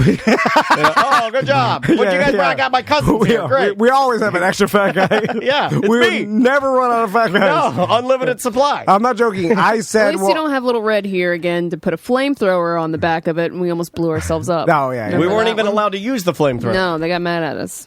That was the golden old years. school. That was year 2. Yeah, that was fun. That was back when it was fun. Wasn't corporate. This is all corporate. We didn't even have it. Safety precautions. There was a lot of craziness in those first couple of years. There's blood. Injuries. The first year we did it, there's a guy that got smashed, and I think he died. Well, there was almost fights breaking out, and they were going because there's still fights. The girl on our couch was trying to fight somebody. She said, "I'm a bad bitch." She jumped somebody on a barrel of hay. Yeah, she did. That was a year that we had them crisscross, and that was a horrible idea. And then it just started where they crisscrossed, they would fight, and then people were pulling each other off the couches, and then pretty awesome. And then our couch went into the crowd. And then you could always count on the Imperial coming by with some lady in a thong. Yeah, finally. We were annihilated drunk. Yep. Or we couldn't even get the names right. I like Sanford Flowers winner. Play the Champions League music. And then Like every single time we could say the name wrong of every single business. Well, the one that we have to apologize to the most is always I think it's Love Your Shorts Film Festival. Oh yeah. We kept calling Salute Your Shorts, and then we called the shorts. Yeah. And then they'd have to remind us, and we're like, "What is this?" All right. Oh my god. We got a little bit of time. You want to do some voicemails? Yes. Okay, we got time. I got voicemail. Sam, if you got any emails, pull those out too. Again, Sofa and Suds, the Sanford couch races are Sunday. It's gonna, dude. Have you seen the weather? Yeah, the weather's gonna be perfect. It's like a high 69. I might wear we can talk about it. I got my overalls. Oh yeah, he's got them in. I got them in. You should wear your overalls. I think I'm gonna wear what my are you overalls. wearing, Tom? You got overalls? You need to wear them with me. We can be the farm boy. I was going to say Mario and Luigi. Yeah, you got green overalls? Because mine are blue. No, I'm not wearing overalls. I'm wearing the Sofa and Suds t-shirt, branded. Why are you going to be so shorts? Don't wear shorts. It's going to be cold. Oh, guys. It's going to be cold. Your villain shorts? My legs don't get cold. I'll wear like a hoodie or whatever. Really? Yeah. You don't get cold. I get cold legs, man. Yeah. No, my legs are like sticks. They are impervious. No feeling. My legs are like sticks too. I have a Photoshop. I have a picture I want the BDMs to Photoshop. I like pulling my pants up real high. Like you think bone legs would get cold, but I don't have any feeling really. It's just they are fine. Like my feet get like really cold. Oh yeah. My flanks will get cold, and my muffin will get cold. I got hot muffin. So you got hot muffin, I got cold sticks? Sometimes I have to just pull my shirt up like this and just leave my love handles out and just let my belly just have to gas it off.